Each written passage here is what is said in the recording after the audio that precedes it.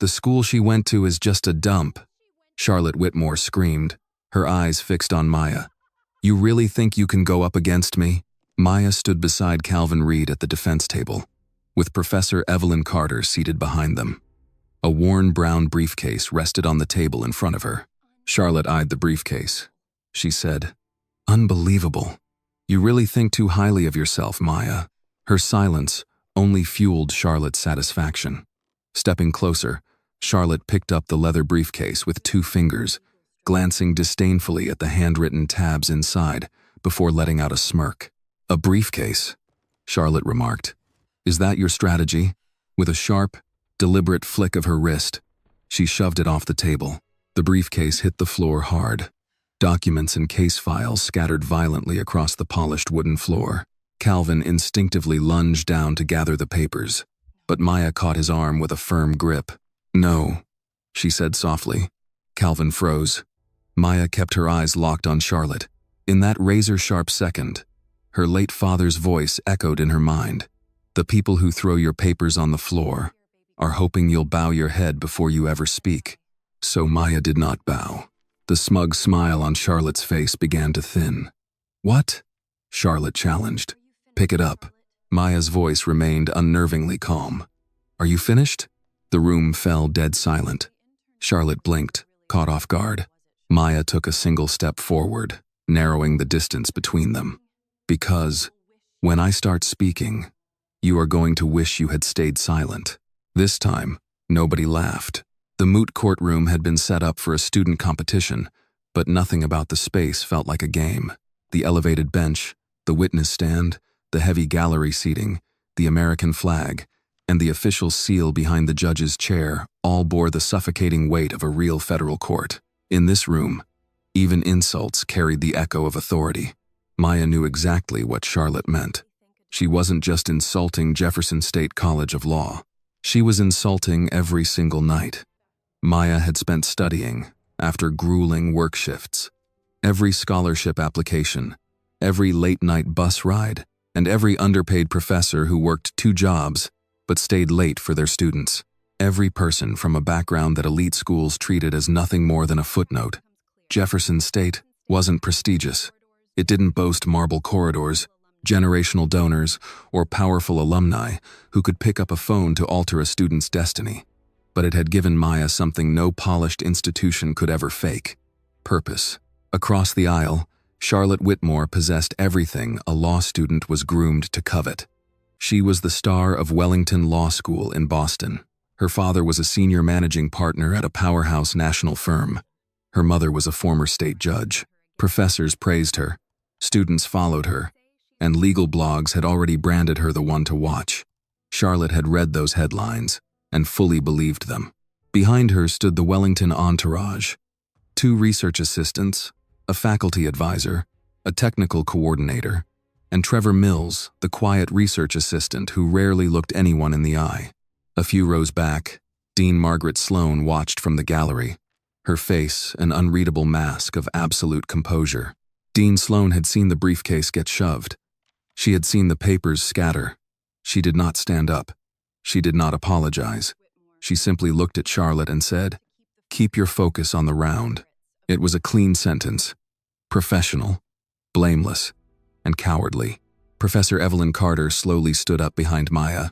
In her early 60s, with silver-streaked hair and a dark, tailored suit, she carried the immovable posture of a woman who had spent her entire life walking into rooms that were never built to welcome her.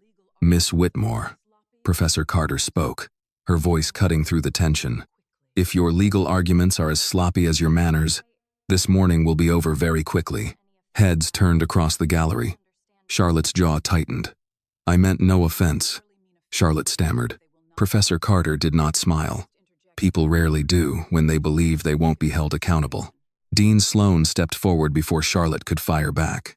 "Professor Carter," Sloan intervened smoothly, "I'm sure everyone is feeling the pressure. This is a championship, after all." "Indeed it is," Carter replied, looking Sloan dead in the eye. "And character is best revealed under pressure." The words hung in the air like a physical blow.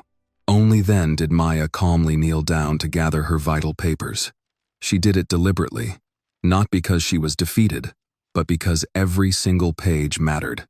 This time, Calvin helped her, his hands moving in a tense, rapid blur to restack the briefs and printed case law in their exact sequence. "I'm sorry," he whispered. Maya didn't answer, not out of anger, but because she was conserving every ounce of her energy for what was coming. The atmosphere in the room had completely shifted. Maya could feel the eyes tracking her, some with pity, some with curiosity, others waiting to see if she would break. She loathed that expectation more than anything. A black woman in a room like this was never allowed to just be anxious.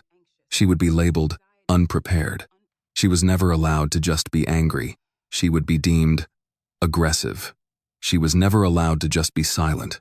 She would be dismissed as intimidated. Every single expression could be weaponized into a narrative by people who had already written the ending they wanted. So, Maya gave them nothing. She placed the brown leather briefcase back on the table and pressed her palms flat against it. Charlotte turned back to her own table, her smug confidence sharpening into visible irritation. She leaned down to whisper something to Trevor Mills, who nodded without raising his head. Maya caught the exchange. She had been watching Trevor closely for the past 2 days, the way he lingered near restricted doorways, the way he materialized in corridors where Wellington had no business being. Charlotte's arguments during the practice rounds had come too close, far too close to strategic concepts Maya had never officially submitted. Not yet, Maya thought. Not without proof. "Breathe," Professor Carter murmured beside her. "I am breathing. Then breathe like you intend to win." Maya almost smiled. Almost. At the back of the courtroom, a federal marshal swung the side door open. "All rise." The entire room instantly snapped to attention. Judge Samuel Whitaker entered alongside the other 2 panel judges. He was tall, silver-haired, and silent in a way that commanded absolute discipline. He took his place at the center chair, scanning the room before sitting down. His gaze swept across the Wellington table, over Charlotte, over Dean Sloan. Then, it settled on Maya. For a brief, telling second, his eyes dropped to the brown leather briefcase beneath Maya's hands. Maya didn't know why, but she got the distinct feeling that he had noticed far more than just a piece of luggage. The clerk called the session to order. Everyone sat. Charlotte smoothed the front of her cream vest. Trevor adjusted his laptop.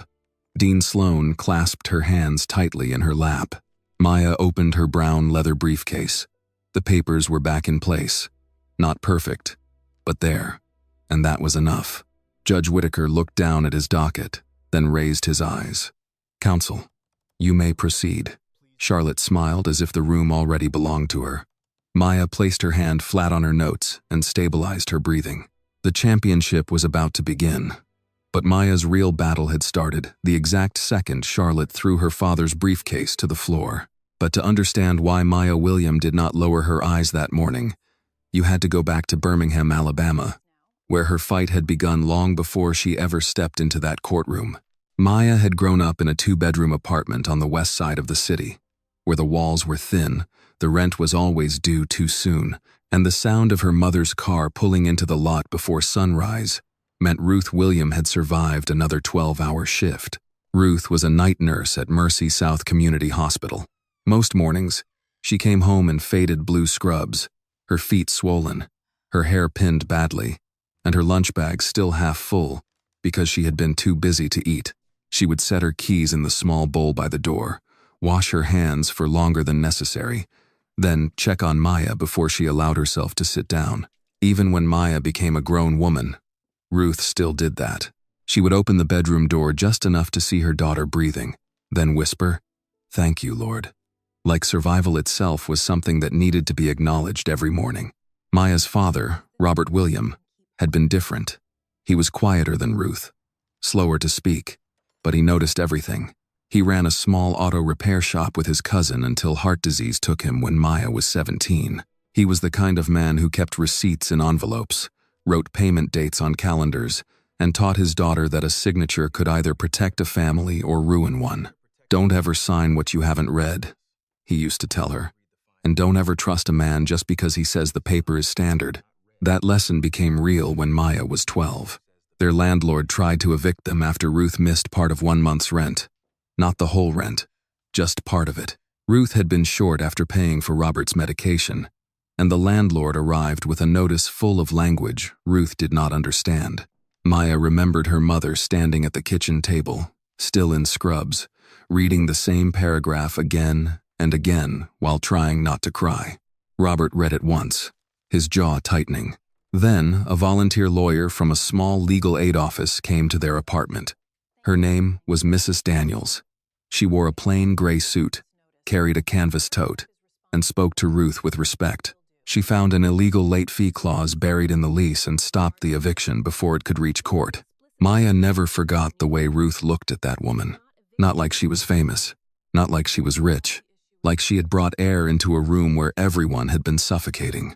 That was the first time Maya understood what the law could do when it stood beside the right person. If you also believe that someone with no power still deserves protection when they stand on the side of truth, please like this video for Maya and her mother, and comment where you are watching from, because someone near you may be quietly watching this same story too.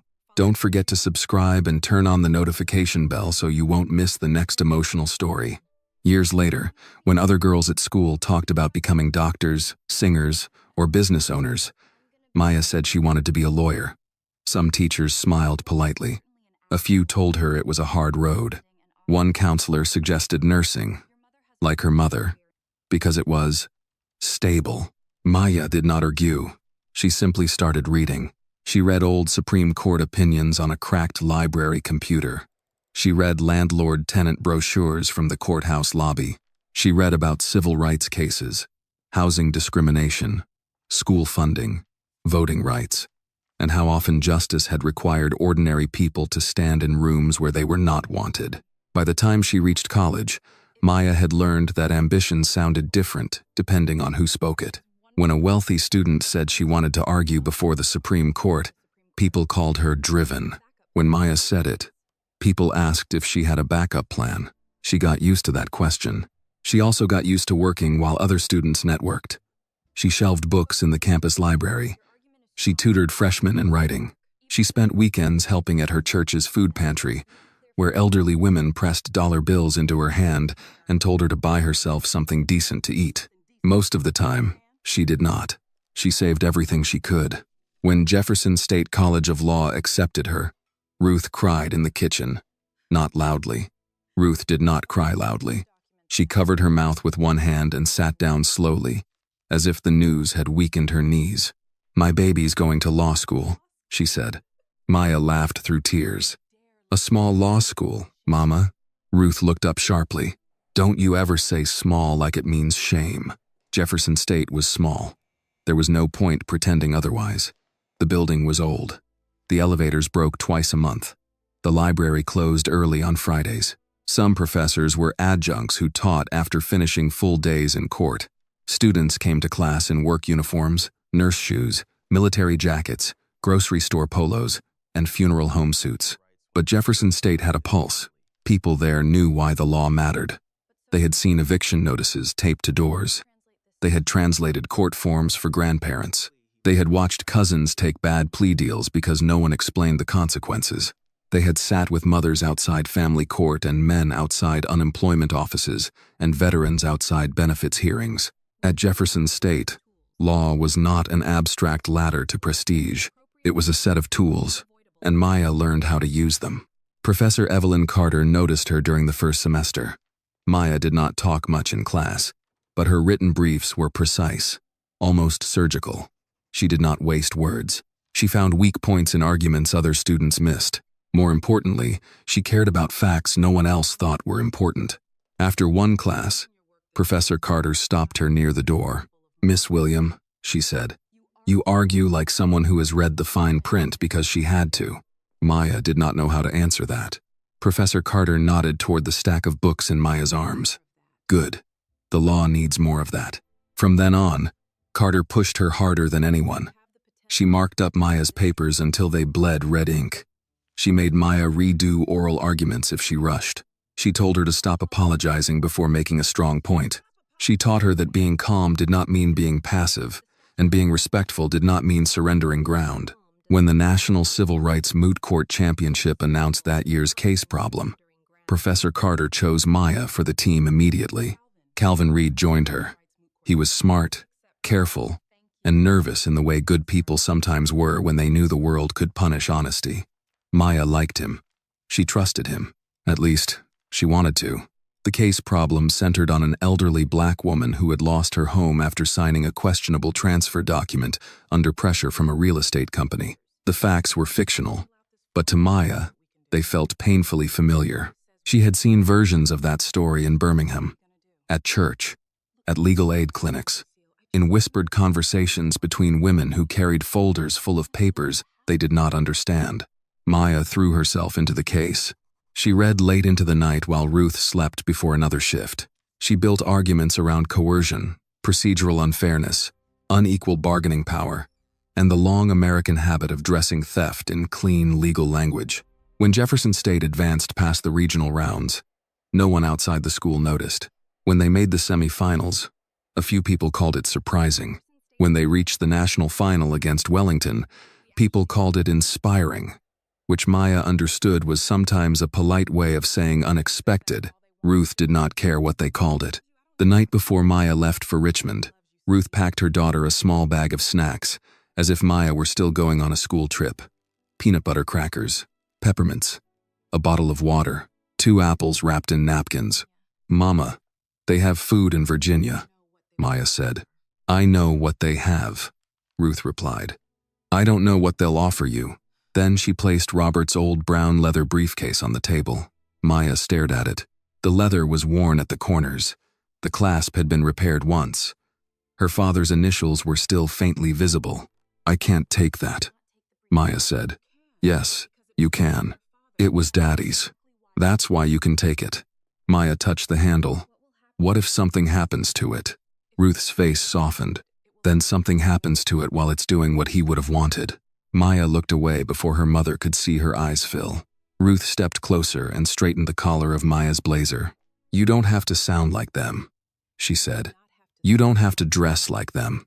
You don't have to come from what they come from. You just have to remember what you know." "What do I know?" Ruth placed both hands on Maya's cheeks. "That people with power get nervous when someone they underestimated starts reading carefully." That sentence stayed with Maya all the way to Richmond. It stayed with her when she saw Wellington's team roll in with polished luggage and expensive equipment. It stayed with her when Charlotte looked at her like she was a mistake in the seating chart. And it stayed with her now, in the federal courtroom, with her father's briefcase back on the table after Charlotte had thrown it to the floor. Maya did not yet know how far Charlotte would go. She did not know about the stolen arguments, the hidden logs, the medical file with her mother's name on it, or the 10 minutes before the final round, when everything digital would disappear. But she knew one thing already. The law could be a shield. In the wrong hands, it could become a weapon. And that morning in Richmond, Maya was beginning to understand that Charlotte Whitmore had not come only to win a competition. She had come to prove that Maya William did not belong. Maya opened her notes as Judge Whitaker looked down from the bench. Let her try, Maya thought. Then she lifted her eyes and prepared to speak. Before Charlotte Whitmore ever set foot in Richmond, she had already been told what victory should look like. It looked like Wellington School of Law. It looked like marble floors in Boston, portraits of federal judges along the main hallway, donor names carved into lecture hall plaques, and professors who did not simply teach the law but moved comfortably among the people who shaped it. Charlotte had grown up believing that law was not something you reached for. It was something waiting for you if your family name was familiar enough. Her father, Graham Whitmore, was a senior managing partner at Whitmore, Klein, and Beckett, one of the most powerful litigation firms on the East Coast. Her mother, Elaine Whitmore, had served 12 years as a state judge before leaving the bench to join boards, panels, and private arbitration circles where everyone spoke in careful phrases and expensive rooms. At the Whitmore dinner table, arguments were not arguments. They were performances. Charlotte learned early how to interrupt without sounding rude, how to smile while cutting someone apart, and how to make confidence feel like evidence. When she was 13, she watched her mother prepare for a judicial panel and asked why people listened to her so closely. Elaine Whitmore had looked over her reading glasses and said, Because I never sound uncertain. Charlotte remembered that. By the time she reached college, uncertainty felt almost vulgar to her. She avoided it. She corrected it in others. She mistook humility for weakness and silence for surrender. At Wellington, that habit became a talent. Professors praised her cold precision. Students copied her outlines. First years whispered when she walked past, as if being near Charlotte might teach them how success moved. She was attractive, disciplined, and ruthless in the clean way elite institutions often rewarded. She knew which judges were hiring clerks 2 years in advance. She knew which receptions mattered. She knew which alumni had children in the right firms, and which compliments sounded casual while still being strategic.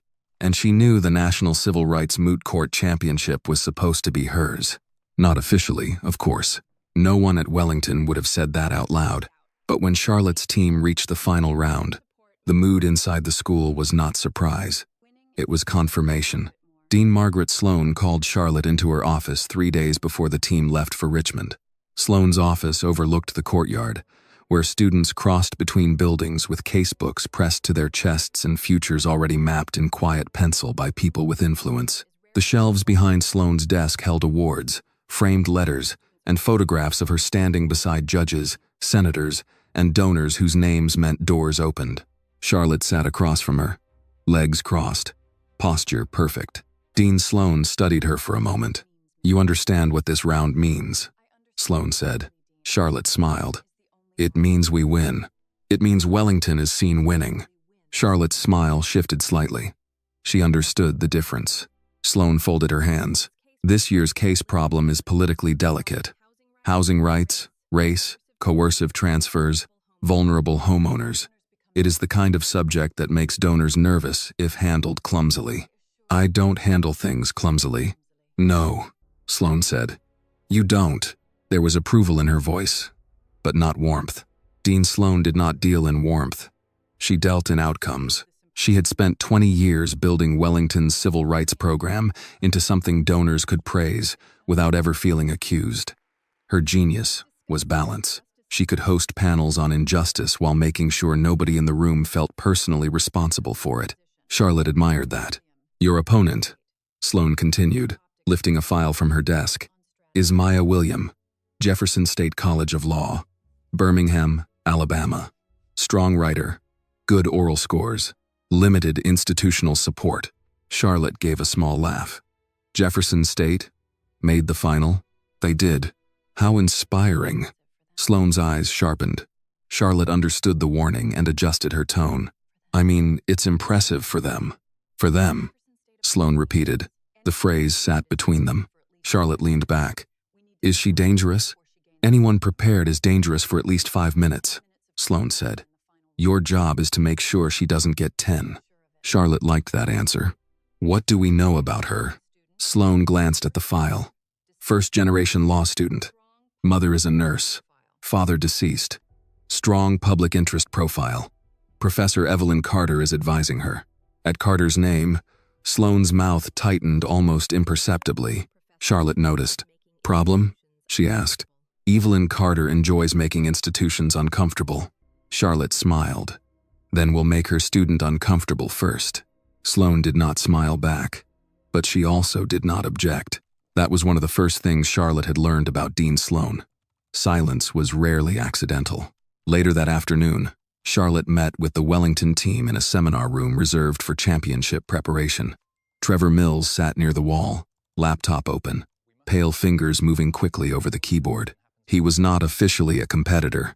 He handled research, formatting, evidence binders, and technical logistics. Useful work, invisible work. Charlotte liked useful, invisible people. Their faculty advisor reviewed timing. The tech coordinator walked through the slide presentation. A second-year student tested citations. Everything looked polished, controlled, superior. Still, Charlotte felt irritated. Not nervous. Never nervous. Irritated. The more she read Maya Williams' written submission, the more she disliked it. It was not flashy. It did not try to impress. It was worse than that. It was clean, direct, built around facts. Maya had found emotional weight in procedural details, and Charlotte knew judges like that when it was done well. "She's better than I expected," Trevor said quietly. Charlotte looked up. The room went still. Trevor seemed to realize too late that he had spoken honestly. Charlotte closed Maya's brief and slid it across the table. "She is from Jefferson State," she said. Trevor nodded. "I know. I only meant, I know what you meant." Her voice stayed calm, which made Trevor look even more uncomfortable. Charlotte turned to the others. "This case is not about sentiment. It is about control of the record. If she wants to tell a sad story about vulnerable homeowners, we keep the panel focused on doctrine. If she leans into race, we call it unsupported. If she leans into fairness, we call it emotional. If she leans into facts, we bury her in standards of review." The faculty advisor hesitated. "Charlotte, be careful with tone. The judges may not appreciate it if you appear dismissive." "I won't appear dismissive," Charlotte said. "I'll appear disciplined." Trevor kept his eyes on the laptop.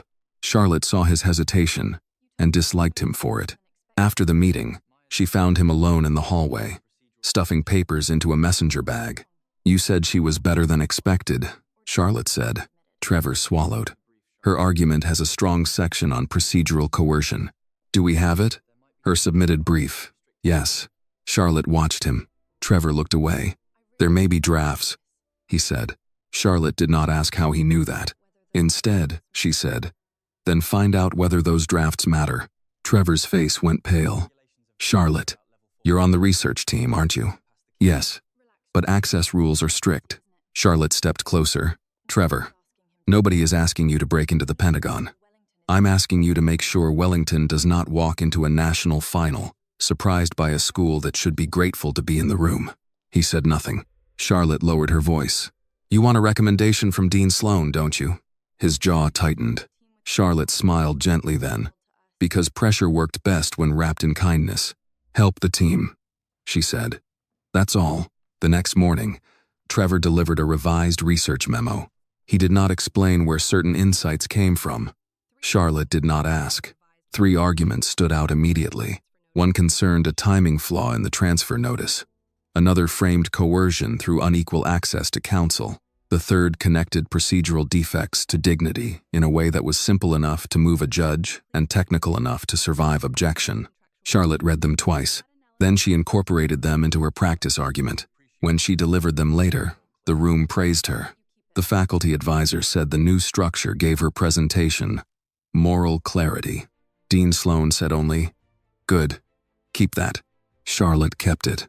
By the time Wellington arrived in Richmond, she had convinced herself the arguments were hers because she could perform them better. That was another lesson she had learned from powerful people. Possession often became ownership if nobody challenged it quickly enough. Then Maya challenged her, not with a complaint, not with tears, not with anger Charlotte could use, with stillness. That annoyed Charlotte more than anything. So she did what she always did when someone threatened the order of things. She reminded them where they belonged. Now, as Judge Whittaker called the final session to order, Charlotte stood at Wellington's table and looked across the aisle at Maya William. The brown leather briefcase was back on the table. The papers Charlotte had thrown were back in order. Maya's hand rested on top of them. Charlotte told herself it meant nothing. A girl from Jefferson State could be composed. She could be proud. She could even be talented for a few minutes. But rooms like this had rules, and Charlotte had been raised by the people who wrote them. She opened her binder, lifted her chin, and prepared to speak first. Across the aisle, Maya watched her with an expression Charlotte could not read. For the first time that morning, Charlotte felt a small, unwelcome irritation beneath her confidence. Not fear, not yet, but something close enough that she hated Maya for causing it. The first warning came during the practice round, and at first Maya tried to explain it away. Maybe Charlotte had reached the same conclusion on her own. Maybe good lawyers simply found the same weak points when given the same record. Maybe Maya was tired, humiliated, and too alert to every word coming from Wellington's table. She wanted to believe that. She almost did. Charlotte began her practice argument with the same smooth confidence she had carried all morning. She stood before the panel of volunteer judges, one hand resting lightly on the podium, and spoke as if every sentence had been polished in advance by people who expected to be quoted. "The question before this court is not merely whether a document was signed," Charlotte said. "The question is whether the circumstances surrounding that signature destroyed the fairness the law is supposed to protect." Maya's pen stopped moving. Calvin glanced at her, but Maya did not look back. That sentence was close, too close. She had written something nearly identical 2 nights earlier in a private draft. Not in the submitted brief, not in a team email, not in anything the competition committee had received, just her private outline. Charlotte continued, "When a vulnerable homeowner faces a corporate representative without counsel, without time, and without a meaningful explanation of the document, the law must ask whether consent was real or simply manufactured." Maya felt the blood leave her fingers. That was the second point. Calvin leaned closer. "Maya?" She lifted one hand slightly, telling him to wait. Charlotte clicked to the next slide. A clean graphic appeared behind her, showing a timeline of the fictional homeowners signing, notice period, and transfer recording. Then Charlotte said, "The third thing. The defect is not technical. It goes to dignity. A process that strips a person of shelter while pretending she had equal bargaining power does not become just because every box was checked." Maya stared at her. That was not similar. That was hers. Not word for word, but shaped from the same bones. The order was the same. The logic was the same. Even the phrase "does not become just" had come from a note Maya had typed at 1:41 a.m.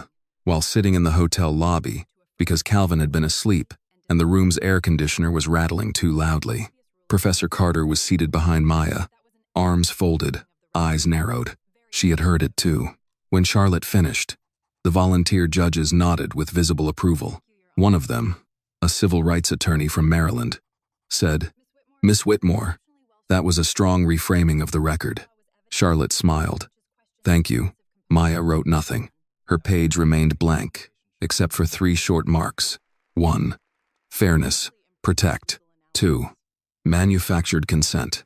3. Dignity. Process. Calvin saw the list and swallowed.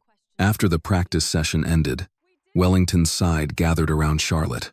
Her teammates praised her. Trevor Mills closed the laptop quickly, too quickly, and slipped it into his bag. Maya watched him. Charlotte passed close to Maya's table on her way out. "Helpful to see what a final round argument sounds like, isn't it?" Charlotte said. Maya looked up slowly. Charlotte smiled. "You're welcome." Maya did not answer. Professor Carter waited until Wellington left the room before speaking. "Tell me," she said.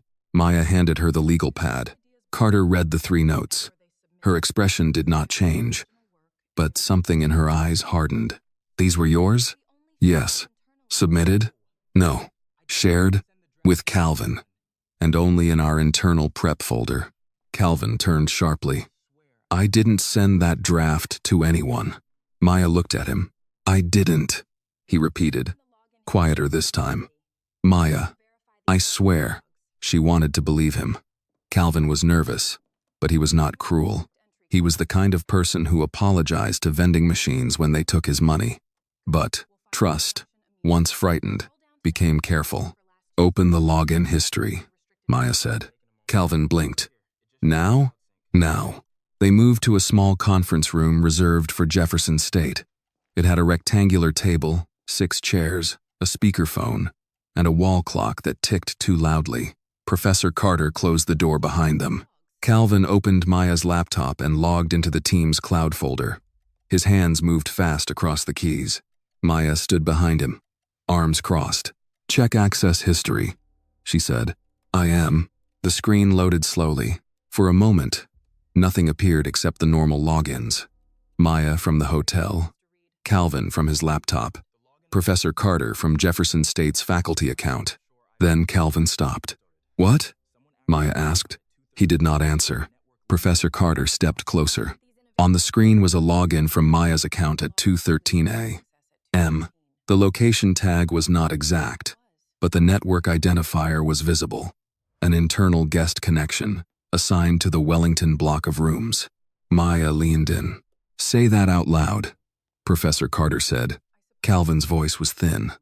Someone accessed Maya's account at 2:13 this morning from a network associated with Wellington's lodging credentials. Maya felt a cold pressure behind her ribs. She had not logged in at 2:13. At 2:13 she had been asleep, or close to it, after reading the same paragraph of an appellate case 5 times without absorbing it. Could it be a routing error? Calvin asked, but he sounded like he already knew the answer. Professor Carter looked at him. He lowered his eyes. Maybe, but probably not. Maya reached for the back of a chair and held it. Not because she was about to fall, because she needed something solid under her hand. Charlotte had not beaten her to the argument. Charlotte had stolen the path. Print it, Maya said. Calvin looked up. The access log? Print it. Save a PDF. Screenshot it. Email a copy to Professor Carter and to yourself. Professor Carter nodded once. Good. Calvin worked quickly. Maya paced once across the small room, then stopped. Her mind was already sorting the problem. A stolen argument was not enough. Not by itself. Charlotte would deny it. Wellington would say overlapping legal theories were common. They would say Maya was overwhelmed, emotional, looking for excuses. They would bury the issue under polished language and call it unfortunate. Maya could already hear the words. Misunderstanding, coincidence, pressure, no evidence of misconduct. She looked at Professor Carter. If I report this now, they'll say I can't prove it. Yes, Carter said. Calvin turned from the laptop. But we have the login. You have a suspicious login, Carter said. Not a thief. Maya nodded. We need more. Calvin rubbed both hands over his face. This is insane. Why would they even risk it? They're Wellington. Professor Carter's face remained calm. People with power often take the smallest things because they are used to the world calling it strategy. Maya looked back at the printed access log sliding from the small office printer. The machine clicked and hummed as if nothing important were happening. But something important had happened. The championship had changed shape. Until that morning, Maya had thought she was preparing to argue a civil rights problem against a better-funded team. Now she understood she might be standing in front of people who were willing to cheat, mock her, and then watch her be blamed for noticing. Calvin pulled the page from the printer and handed it to her. I'm sorry, he said again.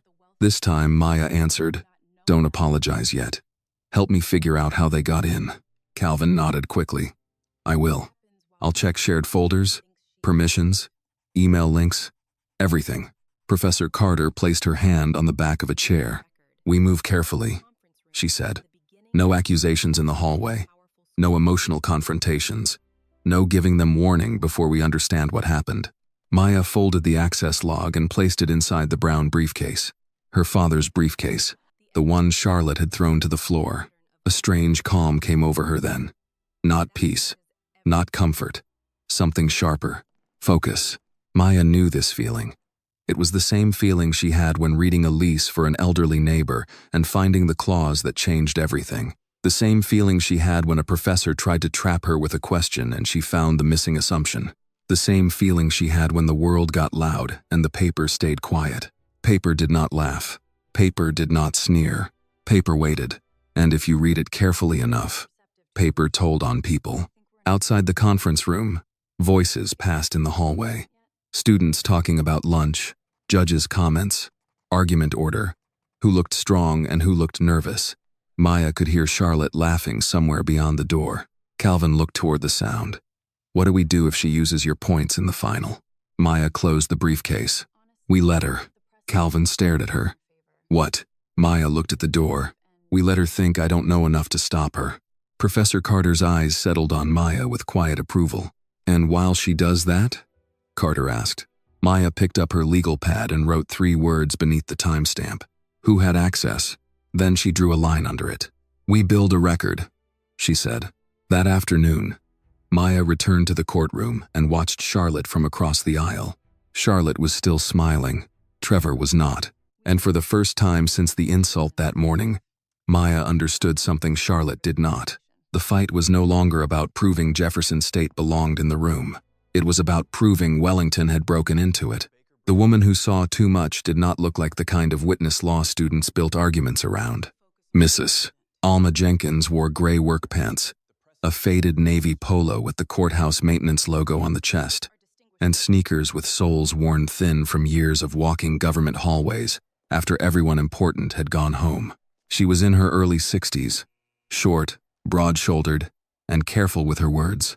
Maya first noticed her near the vending machines outside the lower conference rooms. It was late afternoon. The practice round had ended. Students were scattered through the building, some rehearsing arguments, some complaining about judges, some pretending not to study while staring at their notes. The Wellington team had disappeared upstairs with Dean Sloan, and Professor Carter had gone to speak privately with one of the competition coordinators. Maya and Calvin had spent nearly an hour trying to find more information behind the 2:13 a.m. login. They had the access record. They had the Wellington network identifier. They had Charlotte's suspiciously familiar argument, but they did not have proof of who touched the account. And in a room full of future lawyers, suspicion was only a match. It could start a fire, but it could also burn the hand holding it. Calvin stood beside Maya with his laptop tucked under one arm. He looked worse than he had that morning. "I checked the shared folder permissions again," he said. "Nothing obvious. Your private draft wasn't supposed to be accessible outside our team." "Supposed to be," Maya said. He flinched. She heard it as soon as she said it. Too sharp. Too cold. Calvin had made mistakes before. Everyone did. But now every weak link felt like a door someone might have opened. "I didn't give them your draft," he said. Maya looked at him. "I know you keep saying that," she replied. His face tightened. "That's not the same as believing me." Before Maya could answer, a voice came from behind them. "Miss William?" Maya turned. Mrs. Alma Jenkins stood a few feet away, gripping the handle of a yellow mop bucket. Her eyes moved from Maya to Calvin, then toward the hallway where Wellington's team had gone. Maya straightened. "Yes, ma'am?" The older woman hesitated. "You got a minute?" Calvin looked at Maya. Maya nodded. "Of course." Mrs. Jenkins glanced around again. "Not here." She led them down a side hallway past a row of storage closets and a staff break area that smelled faintly of coffee and floor cleaner. At the end of the hall, she stopped near a service door and set one hand on the mop handle, as if she needed something ordinary to hold. "I don't want trouble," she said. Maya's voice softened. "I understand." "No, baby, I don't think you do." Mrs. Jenkins looked at the floor, then back up. "People say that all the time when they already got a badge, a title, or a office with their name on the glass. I got rent. I got a daughter working doubles, and 2 grandbabies I pick up after school. Trouble don't cost everybody the same." That landed hard. Maya did not rush her. Calvin shifted his weight but stayed quiet. Mrs. Jenkins lowered her voice. "Last night, I was cleaning the hall near the prep rooms, around 2 in the morning, maybe a little after. I know because my break starts at 2:30. And I was trying to finish that section before I sat down." Maya's pulse changed. "Did you see someone?" she asked. Mrs. Jenkins nodded once. Young white boy, thin, nervous looking, had a Wellington badge turned backward on the lanyard, but I saw the color. Red stripe, same as them. Calvin whispered. "Trevor." Mrs. Jenkins looked at him. "I don't know his name, but I seen him with that blonde girl earlier, carrying her laptop bag." Maya kept her face still. "Where was he?" "Outside the Jefferson State prep room." Calvin's eyes widened. Mrs. Jenkins went on. "Door wasn't supposed to be open. Competition people told us those rooms were restricted after midnight, but he had some kind of access card or code. He got in. Stayed maybe 6, 7 minutes. "Did he carry anything out?" Maya asked. "Not that I saw. But he had his phone in his hand when he left. Held it close, like he was afraid somebody would see the screen." Maya felt the pieces begin to tighten. "Were there cameras in that hallway?" Mrs. Jenkins sighed. "Camera at the main corner. But don't get excited. This morning, maintenance got told the camera glitched overnight." "Glitched," Calvin repeated bitterly. "That's what they said." Maya studied her. "Who told you that?" "Mr. Donnelly, building services supervisor." But he didn't look happy saying it. "Did you report what you saw?" Mrs. Jenkins gave her a look that was almost sad. "To who?" Maya had no answer. The older woman's mouth pressed into a hard line. "I've been cleaning court buildings 19 years. I know when folks want the truth and when they just want the hallway to shine. A girl like you goes up against a school like that, and suddenly folks start asking whether you misunderstood what you saw. Maya felt shame rise in her chest. Not because of anything Mrs. Jenkins had done, but because she knew it was true. A woman like Alma Jenkins could see everything and still be treated like part of the furniture. Mrs. Jenkins, Maya said carefully, would you be willing to make a written statement? The older woman looked away. Calvin took a step forward. It could help us prove. Maya lifted a hand, stopping him. Mrs. Jenkins noticed. That small restraint seemed to matter. Maya spoke gently. I'm not asking you to risk your job without knowing what it means. I won't use your name unless you agree. But what you saw matters. Mrs. Jenkins looked at her for a long moment. Then she said, my husband used to say that. He worked security before he passed. Said folks like us see half the world happen because people think we ain't in the room. Her eyes sharpened. He was right. Maya nodded. Yes, ma'am. He was. Mrs. Jenkins reached into the pocket of her work pants and pulled out a folded napkin. Inside was a small, plastic badge clip, cracked at the edge. I found this near the door after he left, she said. Could be nothing. Maya took it carefully. There was a tiny red and silver Wellington emblem on the clip. Calvin exhaled. Maya did not smile. Not yet. Thank you, she said. Mrs. Jenkins pointed at her. Don't thank me in public. I won't. And don't go saying I said anything unless you come back and tell me exactly what you're doing first. I promise. Mrs. Jenkins nodded, then pushed her mop bucket forward as if the conversation had never happened. Just before she turned the corner, she stopped. One more thing, she said. Maya waited. That boy wasn't alone in the building. Calvin frowned. Who else was there? Mrs. Jenkins looked toward the elevator bank. I saw a woman upstairs near the admin corridor. Tall, expensive coat, dark hair pulled back tight. Not a student. Maya's mouth went dry. Dean Sloan. Are you sure? Calvin asked. Mrs. Jenkins gave him a flat look. Son, I may clean floors, but I know what I saw. Then she left them there with the broken badge clip and the kind of silence that comes after a door opens to something larger than expected. Calvin leaned against the wall. This is bigger than Charlotte, he said. Maya stared at the badge clip in her palm. Yes. What do? We document it. They returned to the Jefferson State prep room. Professor Carter was already there, seated at the table with a legal pad in front of her. She looked up when they entered and seemed to know immediately that something had changed. Maya placed the badge clip on the table. Then, she told her everything. Professor Carter did not interrupt. She wrote down each detail. Time, location, description, restricted room, phone in hand, broken clip, camera glitch, possible sighting of Dean Sloan. When Maya finished, Carter tapped the pen once against the paper. This helps, she said, but it still does not finish the case. Calvin's shoulders sagged. We have a witness. We have a frightened witness who has not yet agreed to go on record, Carter said. We have a badge clip that suggests presence, not theft. We have a login that suggests access, not identity. And we have overlapping arguments. Maya knew she was right. That was what made it so frustrating.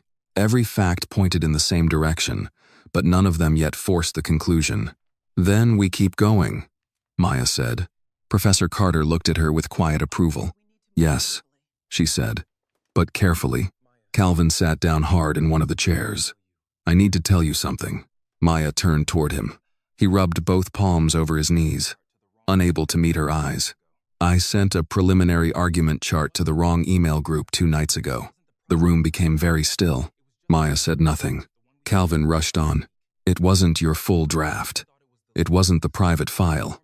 It was the early chart. I thought the address was the competition logistics list. It had the same format. But when I checked just now, one address bounced strangely. I didn't recognize it. Professor Carter's jaw tightened. Maya felt anger rise so quickly she had to look away. You didn't tell me? I didn't know it mattered, until now. You didn't know sending our internal work to an unknown address mattered? Calvin looked sick. I made a mistake. Maya laughed once, without humor. A mistake is forgetting a citation. A mistake is mispronouncing a case name. This gave them a window. I know. Do you? His eyes lifted then, full of guilt. Yes, he said. I do. Maya wanted to shout. She wanted to ask how many times she had to guard the door only for someone on her own side to leave it unlocked. But she could see Calvin was not lying. He had not sold her out. He had been careless. Sometimes carelessness did enough damage. Professor Carter intervened before the silence could harden into something permanent. Maya, she said, you have every right to be angry, but decide whether that anger helps us in the next hour. Maya closed her eyes for 1 second. When she opened them, she looked at Calvin. You're going to find that email. Every header, every server trail, every address attached to it. He nodded quickly. I will. And from now on, nothing leaves this room unless I approve it. I understand. Maya picked up the broken badge clip and placed it inside her father's briefcase, in a small envelope. Professor Carter labeled by hand. The briefcase was getting heavier, not with paper, with betrayal. Some intentional, some careless, all costly. Outside, students passed the door laughing, talking about dinner reservations and hotel bars. Somewhere above them, Wellington was probably preparing, as if the world still belonged to them. Maya sat down and opened a fresh page in her notebook. At the top, she wrote, Who saw Trevor? Under it, she wrote, Alma Jenkins. Then, Who protected him? She paused. After a moment, she wrote, Find Sloan. Professor Carter watched her but said nothing. Calvin typed furiously across the table, trying to earn back a piece of trust he had cracked. Maya did not know yet whether he could, but she knew this. Mrs. Alma Jenkins had risked something by speaking. Her job, her peace, maybe more. Maya would not waste that. By evening, the case against Wellington was still incomplete, still fragile, still easy for powerful people to dismiss. But it was no longer only a feeling. It had a witness. It had a time. It had a badge clip. And most importantly, it had Maya William wide awake. By the time the courthouse began to empty, Maya could feel the day settling into her bones. Not exhaustion exactly, something heavier. Suspicion had weight. So did restraint.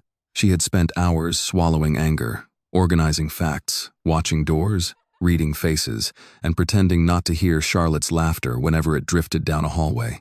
Calvin was still in the Jefferson State prep room, tracing the strange email address he had accidentally included in the argument chart. Professor Carter had gone to speak with a competition administrator about access logs, though she had warned Maya not to expect much. Institutions protect themselves before they protect people, Carter had said, gathering her papers. Remember that. Maya did remember. She remembered it as she stepped into the long corridor outside the practice rooms. She remembered it as 2 Wellington students walked past her and suddenly stopped talking. She remembered it as she passed a framed list of donors outside a conference suite. Names engraved in brass. Names that probably meant something to people like Dean Sloan. Maya kept walking until she reached a quieter hallway near the courtroom entrance. There, finally, she sat down. The brown leather briefcase rested on the bench beside her. Inside were the access log, the broken Wellington badge clip, handwritten notes from Mrs. Alma Jenkins, and Calvin's first rough list of the email records. Not enough. Still not enough, but no longer nothing. Maya leaned forward, elbows on her knees, and pressed her hands together.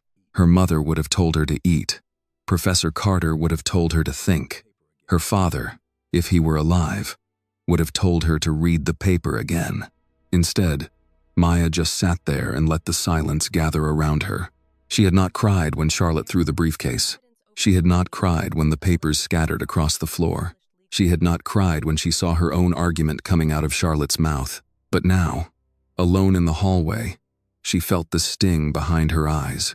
Not because she was weak, because she was tired of being asked to prove the obvious. Tired of being insulted and then expected to respond politely. Tired of knowing that if she raised her voice, people would remember the volume and forget the injury. She closed her eyes. A voice came from a few feet away. Miss William. Maya opened her eyes quickly and stood. Judge Samuel Whitaker was standing near the hallway entrance, one hand holding a worn leather notebook. He was no longer at the bench. but nothing about him felt informal. He carried authority the way some men carried age, quietly, without needing to announce it. "Your Honor," Maya said. He lifted one hand slightly. "No need for courtroom posture out here. I'm not on the bench at the moment." Maya nodded, but she did not fully relax. Judge Whitaker looked at the briefcase beside her. "Long day?" "Yes, sir." That answer usually means longer than the person wants to explain. Maya almost smiled, but not quite. He did not ask her to sit. He simply gestured toward the bench, as if giving her permission to stop standing at attention. Maya sat. After a respectful pause, he sat a few feet away, leaving space between them. For a moment, neither of them spoke. From somewhere down the hall came the sound of a vacuum cleaner and a cartwheel squeaking over tile. The courthouse was changing shifts. The public face of justice was closing for the day, and the people who kept it clean were beginning their work. Judge Whitaker noticed Maya noticing. "People think courtrooms belong to judges," he said. "They don't. Not really." Maya turned toward him. "They belong to everyone who walks in hoping the truth still matters," he said. "The judges are just temporary tenants." Maya studied him carefully. "That's not what most people feel when they walk in." "No," he said. "It isn't." There was no performance in his answer. No inspirational polish. Just recognition. Maya looked down at her hands. Judge Whitaker glanced again at the briefcase. "That belonged to someone before you." It was not a question, but Maya answered anyway. "My father. He was a lawyer?" "No, sir. Mechanic." "A good one?" "The best kind," Maya said. "Honest." Whitaker nodded as if that was the highest credential a man could hold. "My father was a postal worker," he said. 34 years. Walked the same route in Baltimore until his knees gave out. He could tell you who was sick, who was behind on bills, who had a son in trouble, who needed someone to knock twice instead of once. Maya listened. "He used to say a uniform lets people decide what they think you are before you open your mouth," Whitaker continued. "Sometimes it helps. Sometimes it traps you." Maya thought of Ruth's blue scrubs, Mrs. Jenkins's maintenance polo, her own blazer, judged before her mind ever entered the room. "Yes, sir," she said softly. Whitaker looked ahead. "When I was young, before I took the bench, I represented a woman in Petersburg. Black woman. Widow. Her house had been in her family for 40 years. A developer wanted the block. Suddenly there was a transfer paper she didn't remember signing, and a notary who claimed everything was proper." Maya's attention sharpened. "What happened?" "We lost." The answer was so blunt, it startled her. Judge Whitaker's jaw set, but his voice remained controlled. "I was young, too confident in the righteousness of the facts. I thought because the truth was plain, the court would see it. But the other side had documents, experts, and a story that sounded more orderly than hers. The judge believed the paper. She lost the house." Maya said nothing. "I saw her outside afterward," he continued. "She thanked me. Imagine that.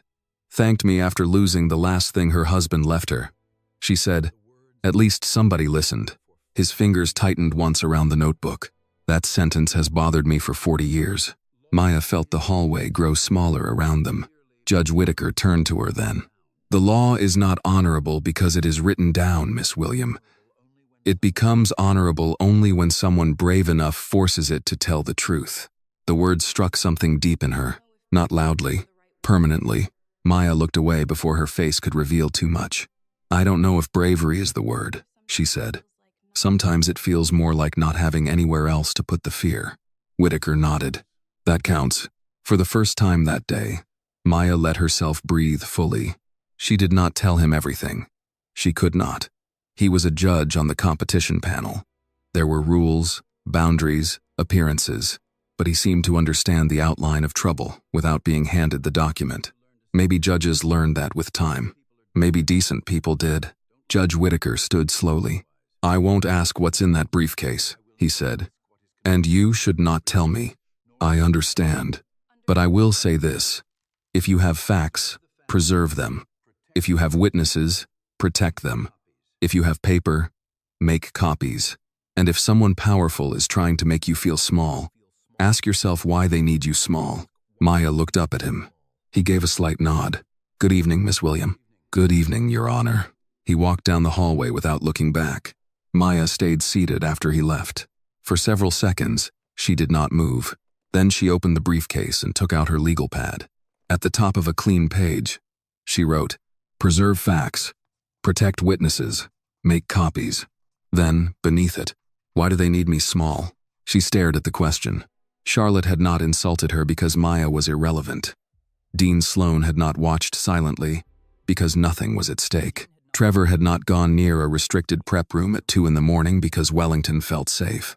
They were afraid of something, maybe not of Maya as a person, not yet, but of what Maya might find. She closed the briefcase and stood. When she returned to the prep room, Calvin looked up from his laptop with red eyes and a guilty face. "I found the email header," he said.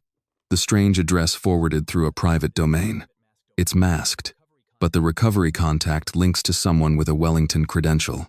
Professor Carter, who had returned while Maya was gone, sat at the head of the table with her reading glasses low on her nose. Not enough for a formal accusation," she said. Maya placed the briefcase on the table. "No," she agreed, "but enough to keep going." Calvin looked at her carefully. "Are you okay?" Maya thought about the hallway, about Judge Whitaker's story, about a widow in Petersburg thanking a young lawyer after losing her home because paper had sounded more believable than truth. "No," she said, "but I'm clear." Professor Carter's expression softened for half a second. "Good," she said. "Clear is better than okay." Maya sat down and pulled the access log, badge clip envelope, and Calvin's email notes into 3 separate stacks. "What are you doing?" Calvin asked. "Building a record." Professor Carter leaned back slightly, watching. Maya labeled the first stack, digital access. The second, physical access. The third, witnesses. Then she added a fourth, institutional knowledge. Calvin pointed to it. "Dean Sloan?" Maya nodded. Mrs. Jenkins saw a woman near the admin corridor. Sloan signed the guest materials. She knew where the rooms were. She had the authority to explain a camera glitch. "We don't accuse yet. We connect." Professor Carter gave one approving tap of her pen. "That," she said, "is how you survive powerful people. You don't swing at the shadow. You turn on the lights." For the next 2 hours, they worked without raising their voices. Calvin traced the email. Professor Carter reviewed competition rules on restricted access and evidence handling. Maya built a timeline. 2 a.m. Mrs. Jenkins cleaning near prep rooms. 2:13 Maya's account. Accessed. Shortly after, Trevor seen leaving restricted hallway. Morning. Camera reported glitched. Practice round. Charlotte uses 3 private arguments. Each line was small. Together they formed a path. By the time the courthouse lights dimmed and a security officer reminded them the building would close soon, Maya had stopped feeling like she was reacting. She was not just defending herself anymore. She was investigating. As they packed up, Professor Carter touched the edge of the brown briefcase. "Your father had good taste," she said. Maya looked at the worn leather. "He believed old things lasted when people cared for them." Professor Carter nodded. "Then take care of that." "I will." Outside the federal building, Richmond's evening air felt heavy and warm. Calvin walked ahead to call a rideshare. Professor Carter waited near the curb, checking her phone. Maya stood alone for a moment with the briefcase in her hand.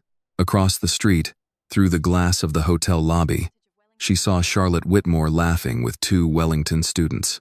Dean Sloan stood nearby, listening to someone on her phone, calm and composed as ever. Maya watched them just long enough to remember what she was up against. Then she turned away. From that moment on, Maya stopped trying to survive the championship. She began building a case. The next morning, Maya returned to the federal building before most of the competitors had finished breakfast. She had slept less than 4 hours, but her mind was clear. Not peaceful, clear. There was a difference, and she was beginning to appreciate it. Professor Carter had texted her at Say's Dosia. "Old records room opens at 7. Ask for Harlan. Be polite. Be patient. Bring ID." Maya arrived with her student badge, her driver's license, and her father's brown leather briefcase. Calvin met her at the security checkpoint with a paper cup of coffee in each hand and dark circles under his eyes. I traced the masked email until 2 in the morning, he said, handing her one of the cups. It loops through a private domain, but I still think it touches Wellington. Think or no. He winced. Think. Then, keep tracing. I will. Maya nodded. She was still angry with him, but anger had become less useful than work. Calvin knew it.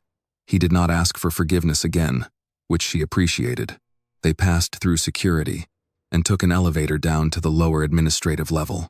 The old records room was tucked behind 2 locked doors and a narrow reception window, where a handwritten sign read, "Authorized requests only." Behind the glass sat Mrs. Harlan. She was a white woman in her 70s with short gray hair, a cardigan buttoned to the throat, and reading glasses hanging from a chain. A tangent and white dog lay beside her chair with its chin on its paws.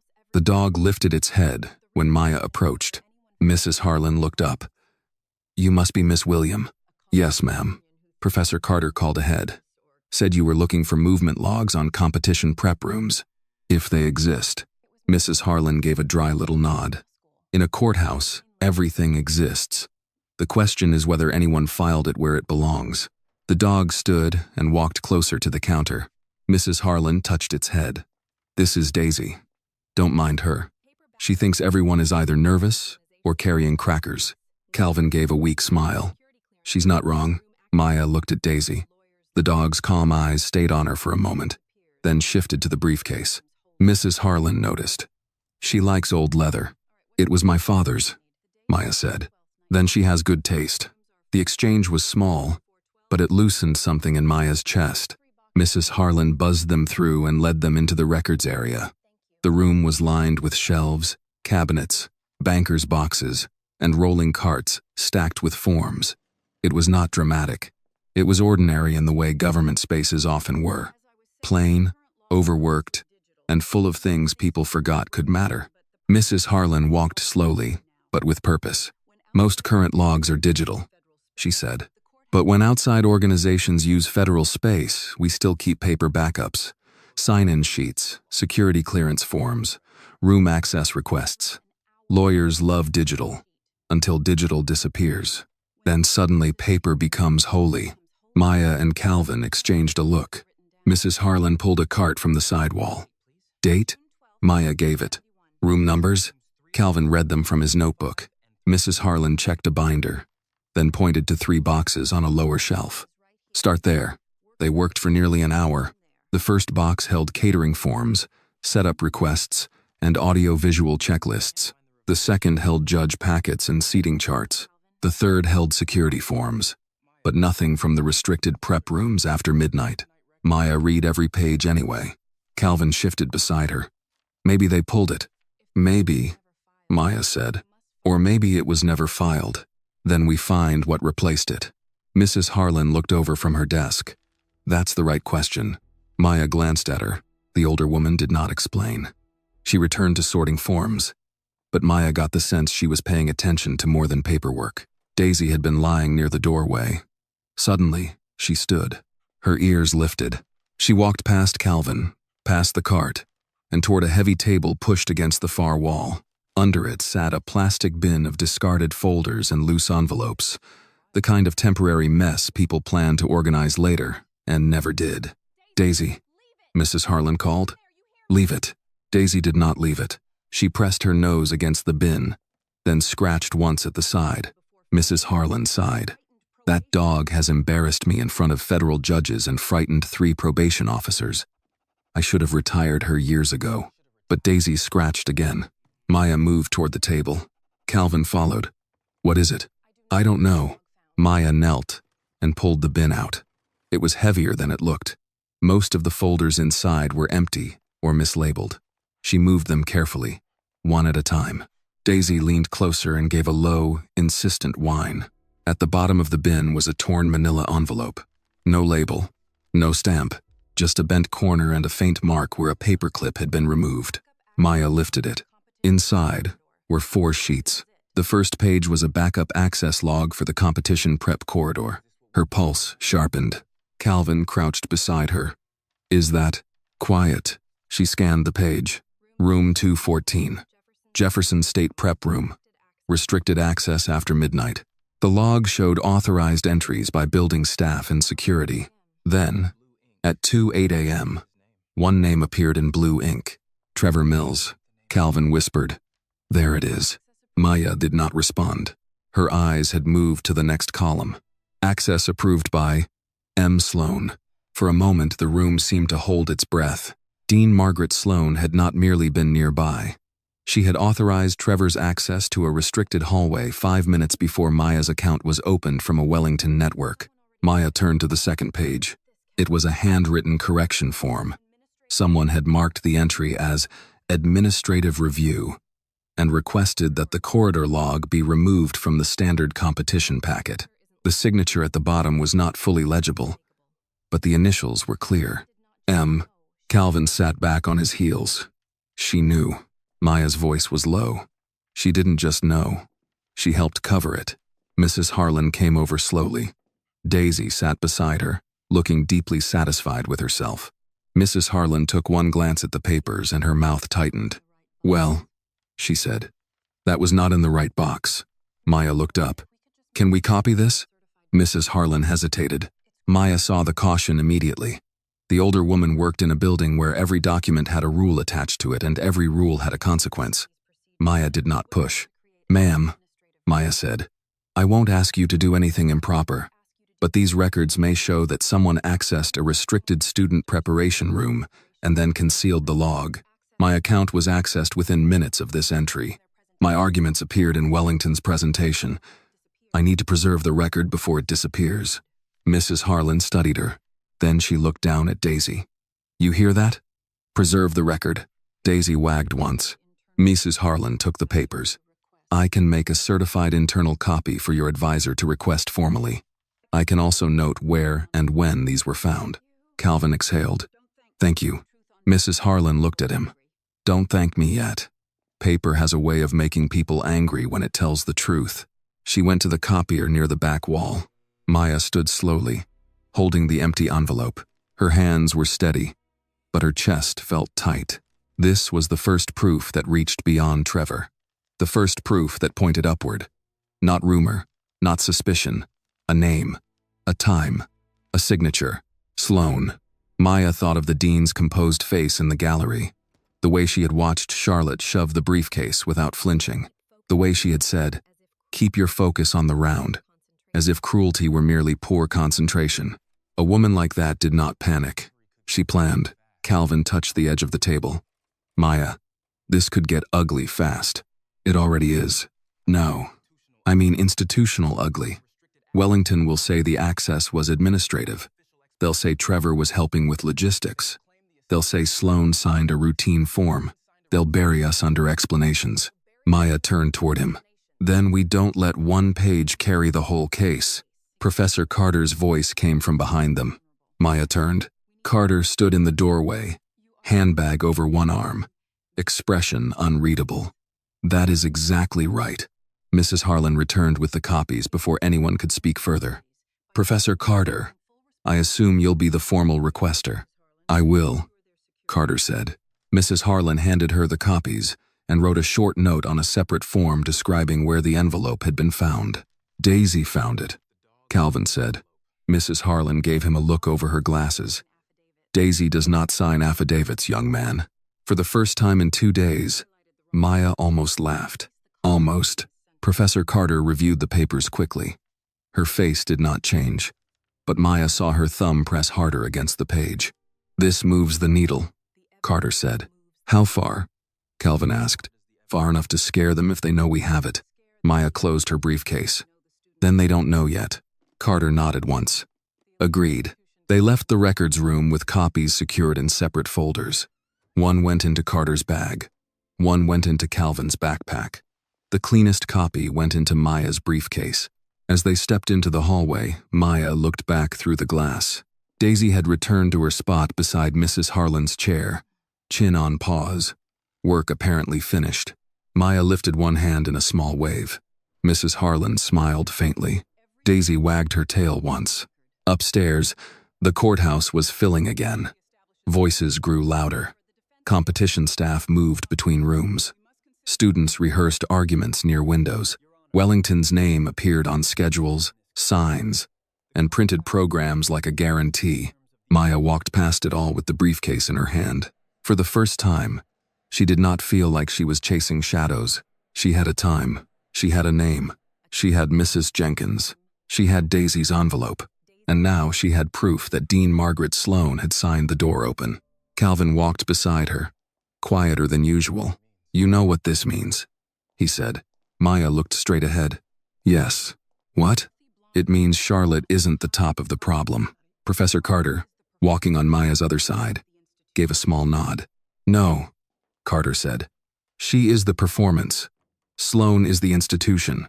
They reached the Jefferson State prep room and closed the door behind them. Maya set the briefcase on the table. No one spoke for a moment. Then she opened a clean legal pad and wrote at the top, "Institutional knowledge." Under it, she added, "Trevor Mills, 2:08 a.m. Restricted corridor. Dean Sloane. Approval signature. Log removed from standard packet. Camera glitch, same night. Charlotte used private arguments." Maya looked at the list. It was still not enough to end the fight, but it was enough to change it. The envelope had not given her victory. It had given her something far more dangerous, proof that powerful people had lied. The offer came less than an hour after Maya finished writing Dean Sloane's name under institutional knowledge. That was how Maya knew they were afraid. Not panicked, not desperate, not yet, but aware. Professor Carter had just stepped out to file a formal request for certified copies of the access log when Calvin's phone buzzed on the table. He looked down, then looked at Maya. "It's from the competition coordinator," he said. "What does it say?" Calvin read it twice before answering. "Dean Sloane wants a private meeting with you." Maya did not react. Calvin's face tightened. "Maya, don't. I didn't say I was going. You don't have to say it. I know your face." Maya closed the legal pad. "Where?" "Conference room B. 10 minutes. Who else is invited?" Calvin scrolled. "Just you." "Of course." He pushed back from the table. "That is not a meeting. That is a trap." Maya picked up her brown leather briefcase. Calvin stood. "At least take Professor Carter." If Sloane wanted Professor Carter there, she would have asked for her.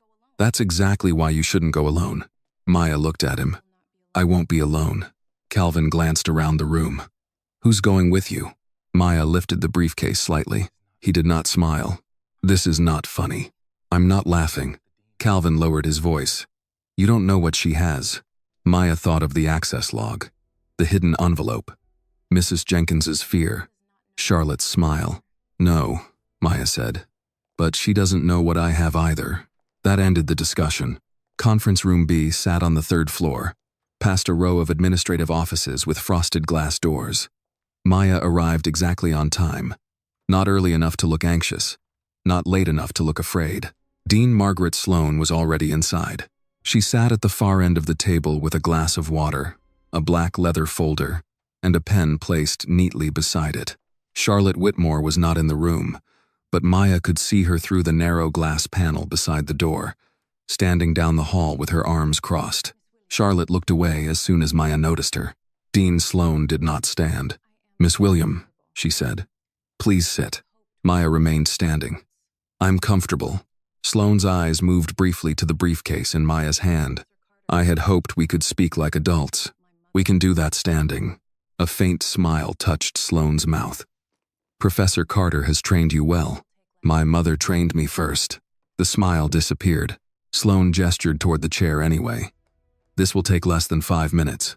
Maya sat, not because she had been told to, but because she wanted both hands free. She placed the briefcase on the floor beside her right foot, close enough to touch. Sloane opened the black folder. "I understand there has been some confusion regarding last night's room access logs." Maya said nothing. "Competition weeks are hectic," Sloane continued. "Students misplace materials. Staff members misunderstand instructions. Technical systems fail. In an environment like this, it is easy for an ambitious young person to see patterns where there are only administrative imperfections." Maya let the silence sit. Sloane folded her hands.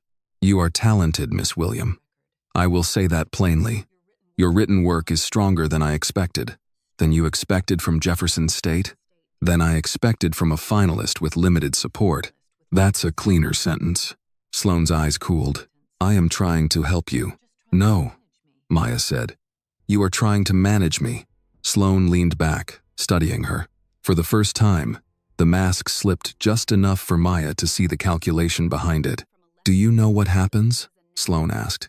When a student from a lesser-known school accuses a nationally respected institution of misconduct without sufficient evidence? I imagine the institution calls itself nationally respected several times. Sloane ignored that. She becomes the story, Sloane said. Not the alleged misconduct. Not the facts. Her judgment, her temperament, her motives, her academic record, her background. Everything becomes open to interpretation. Maya's fingers tightened once against her knee. There it was, the old threat in polished language. We will not only deny you, we will define you. Sloane slid a document across the table. Maya did not touch it. What is that? A voluntary withdrawal statement. Maya looked at the page. The language was short, careful, and bloodless. Maya William would withdraw from the National Civil Rights Moot Court Championship for personal reasons. Jefferson State College of Law would remain in good standing. No formal complaint would be filed by or against any party. All participants would preserve the integrity of the competition. Integrity. Maya almost laughed. Sloane placed the pen beside the document. You sign this, and the matter ends quietly. Your school avoids embarrassment. You avoid a disciplinary review. Your professor avoids being dragged into a public dispute she cannot win. Everyone walks away with dignity. Maya looked up. Whose dignity? Sloane's mouth tightened. Miss William, do not mistake stubbornness for courage. Do not mistake silence for peace. For a moment, neither woman moved. Then Sloane said, You are very young. So is Charlotte. Charlotte understands consequence. Charlotte understands protection.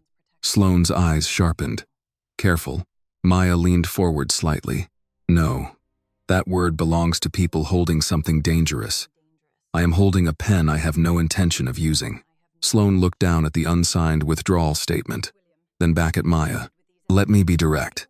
If you proceed with these accusations, Wellington will respond.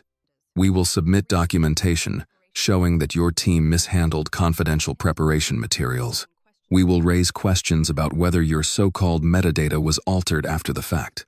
We will request review of Jefferson State's compliance with competition rules. And once that begins, Miss William, you will not control where it ends.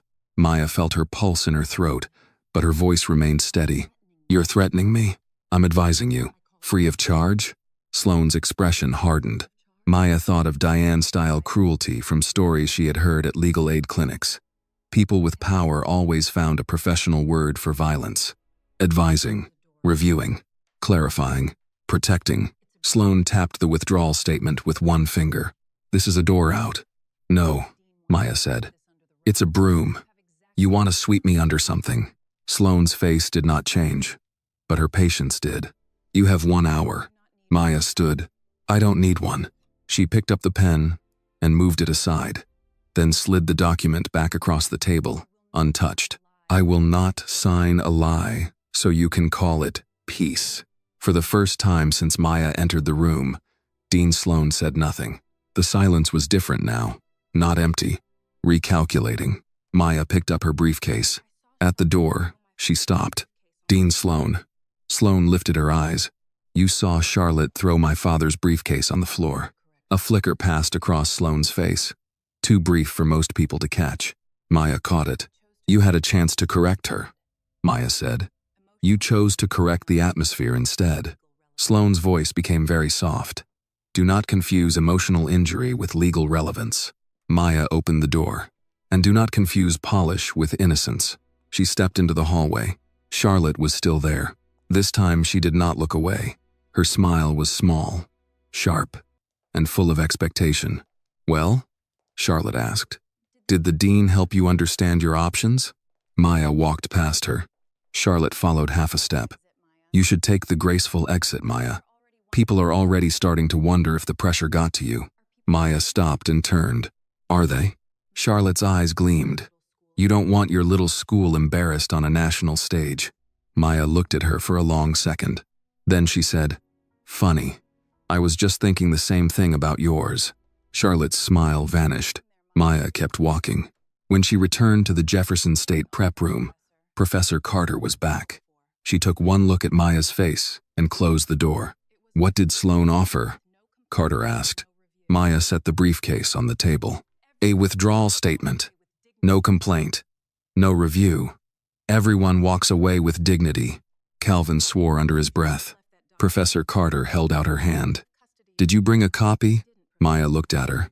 Carter raised an eyebrow. "Please tell me you did not leave a document like that in the room." Maya opened the briefcase and removed her phone. She autographed it before she came in. For the first time all day, Professor Carter smiled. It lasted only a second. "Good girl," she said. Maya transferred the images to Calvin's laptop and to Professor Carter's email.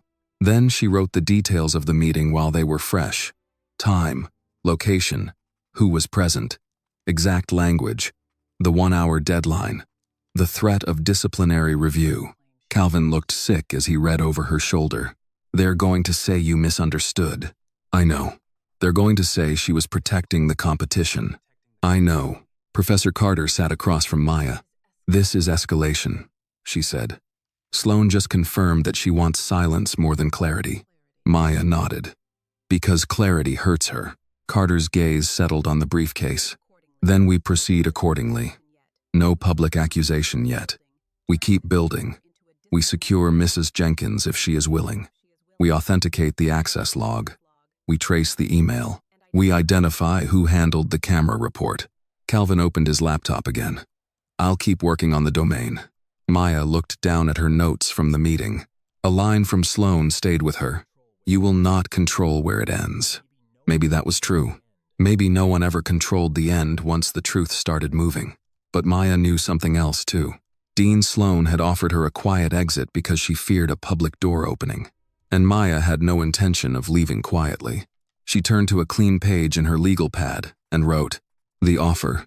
Under it," she added, "they want withdrawal before final round." Why? Then she underlined the question. Outside the prep room, the competition continued as if nothing had changed. Students rehearsed. Staff passed out schedules. Wellington's name sat at the top of glossy programs. Inside the room, Maya placed the photograph of the withdrawal statement in the growing stack of evidence. The file was still fragile, still incomplete, still dangerous, but now it had motive. And motive, Maya knew, was the beginning of a story powerful people did not want told. Maya thought she had just refused the worst thing Dean Sloan could offer. She was wrong. The second message came 23 minutes after Maya documented the withdrawal meeting. This time it was not sent through the competition coordinator. It came directly to Professor Carter's phone. Carter read it once. Then her face changed in a way Maya had never seen before. Not fear, not surprise, something colder. "What is it?" Maya asked. Professor Carter looked up. "Dean Sloan wants you back in conference room B." Calvin pushed away from the laptop. "Absolutely not." Maya held Carter's gaze. "Did she say why?" "No." "Then I'm not going." Carter's eyes did not move. She attached a file name. Maya waited. Carter turned the phone so Maya could see. Ruth, William, Mercy South, night shift, report, PDF.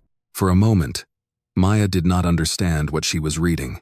Then the room seemed to tilt. Calvin leaned over, saw the name, and went pale. "Is that your mother?" Maya reached for the edge of the table. Professor Carter's voice became very quiet. "Maya, I'm going." "Maya, wait." "No." Maya picked up the brown briefcase. "If she has my mother's name, I'm going." Carter stood. "Then I'm coming with you." Maya shook her head. "She won't talk if you're there. That is exactly why I should be there." But Maya was already moving. The hallway to conference room B felt shorter this time, as if the building itself wanted the confrontation over quickly. Maya kept one hand wrapped around the handle of the briefcase. The leather was warm from her palm. She did not see Charlotte in the hallway. That worried her more. Dean Sloan was waiting inside, seated in the same chair, with the same black leather folder on the table. Only this time, There was another document beside it. Hospital record. Maya closed the door behind her. Sloane looked up. Sit down, Miss William. No. Still performing strength? Still refusing theater? Sloane studied her, then tapped the document with one finger. I had hoped our earlier conversation would be enough. Maya took one step closer to the table. Why do you have my mother's medical records? Sloane did not blink. I have access to many professional networks, hospital boards, compliance committees, licensing advisors. The world is smaller than students think. That doesn't answer my question. It answers the only one that matters. Maya stared at the document. She saw Mercy South Community Hospital at the top.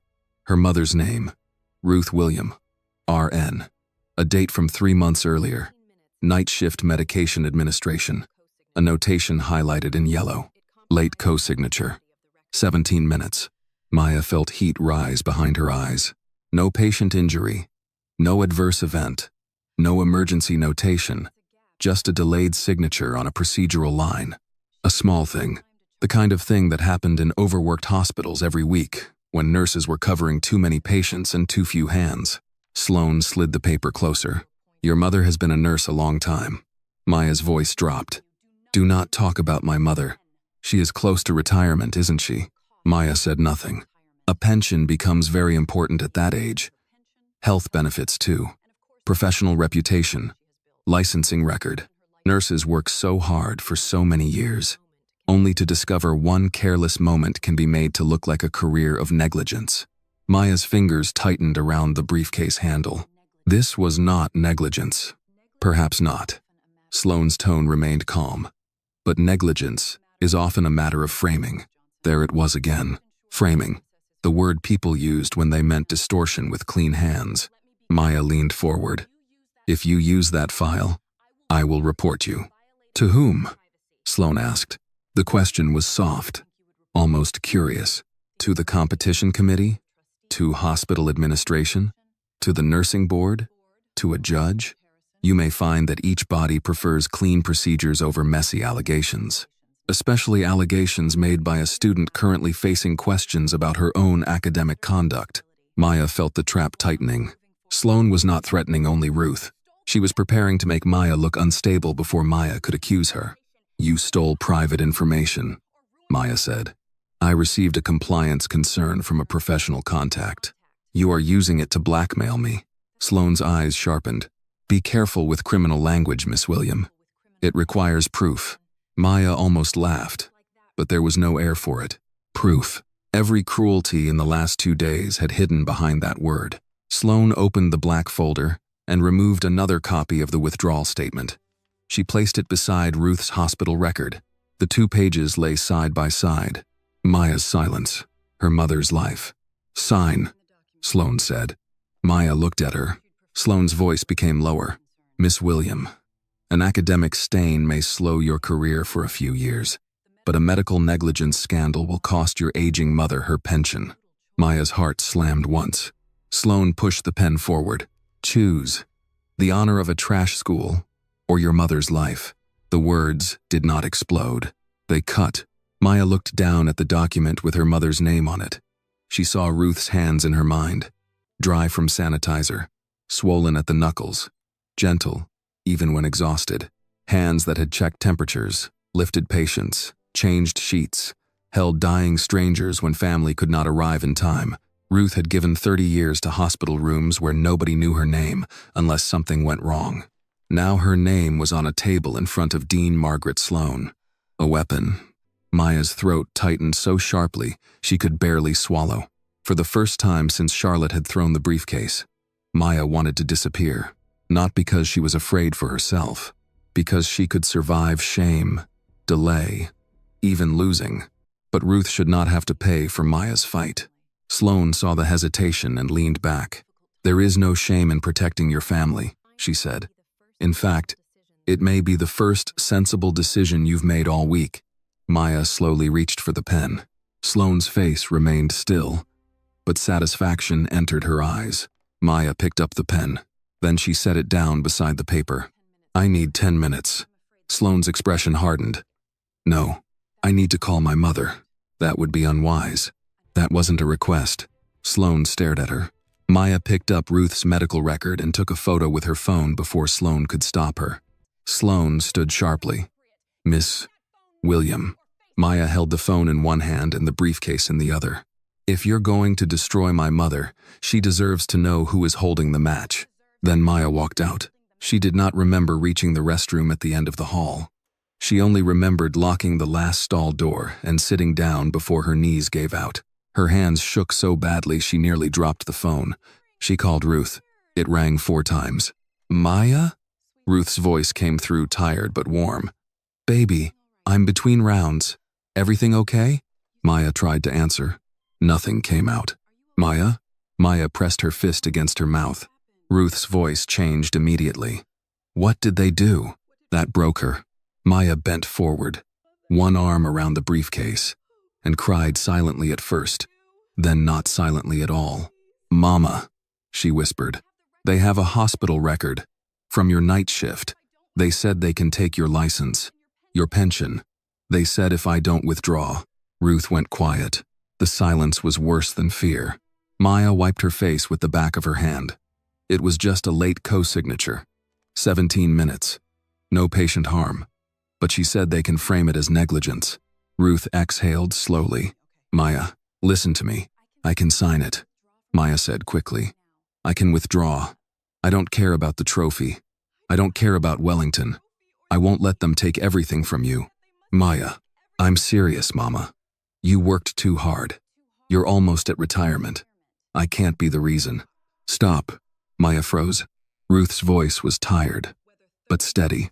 Do you think I worked 30 years on my feet so my daughter could learn to bow to liars? Maya closed her eyes. Mama, this is different. No, it isn't. It just hurts closer. The words went straight through her. Ruth continued. Softer now. I have lost plenty in this life. I lost your father. I lost sleep.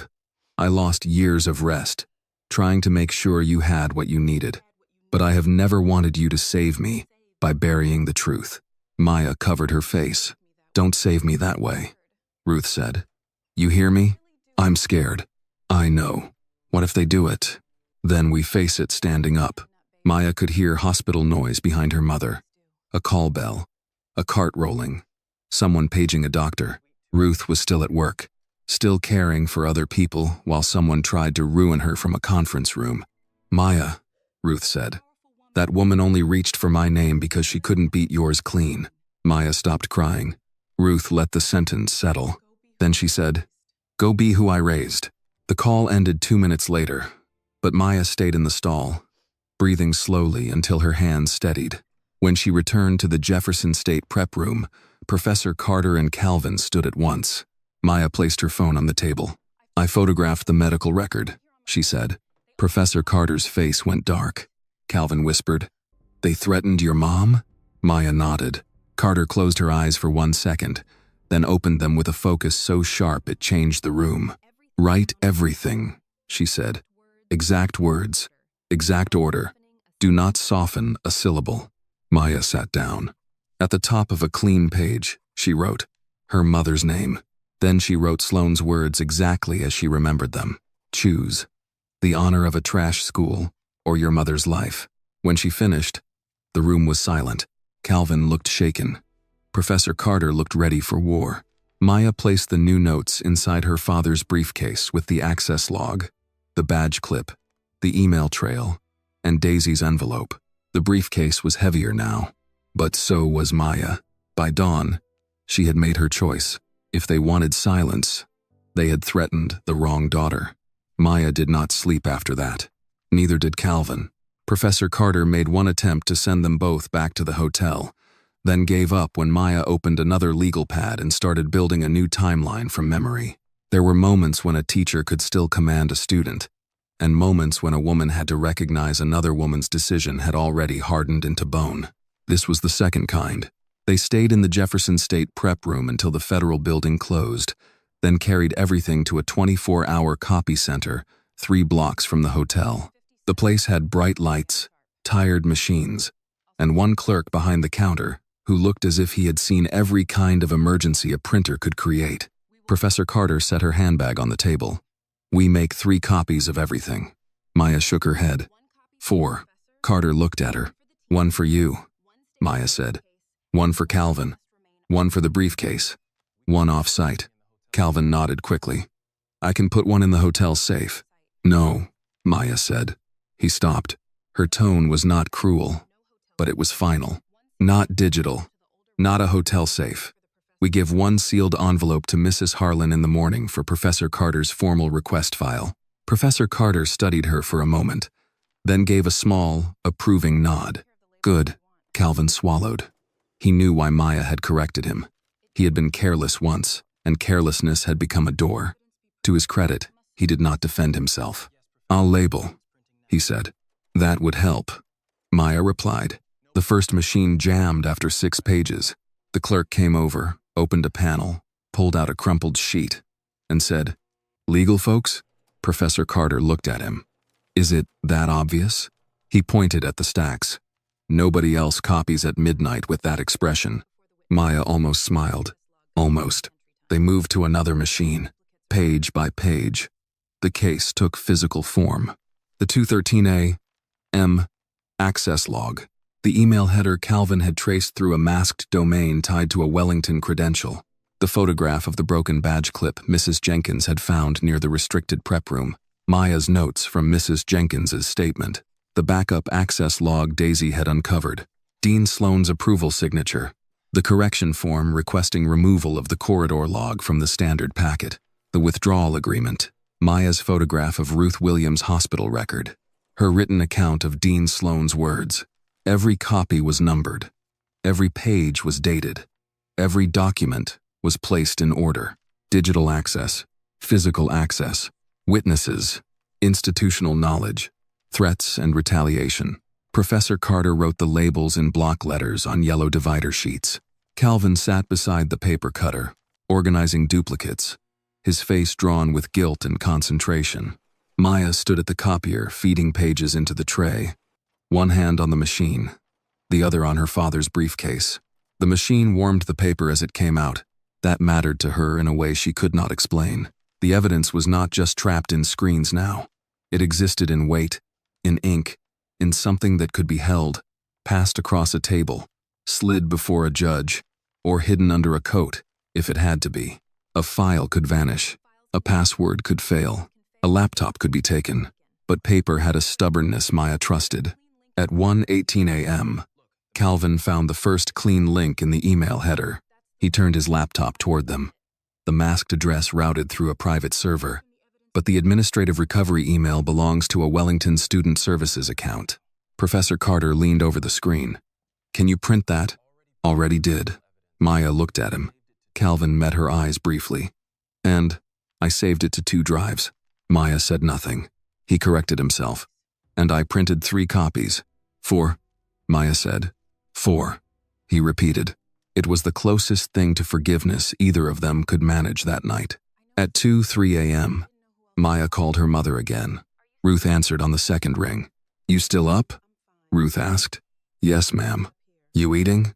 Maya looked at the untouched vending machine pretzels on the table. Yes, ma'am. You lying? Yes, ma'am. Ruth sighed, and the sound nearly broke Maya all over again. I got 10 minutes, Ruth said. Tell me what you need.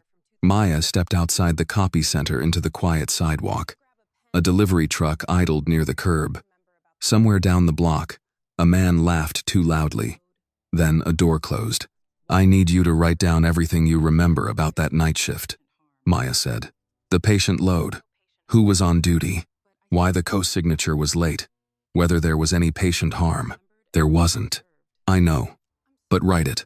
Ruth was silent for a moment. Then she said, I'll write it on my break. Mama, I'm sorry. No.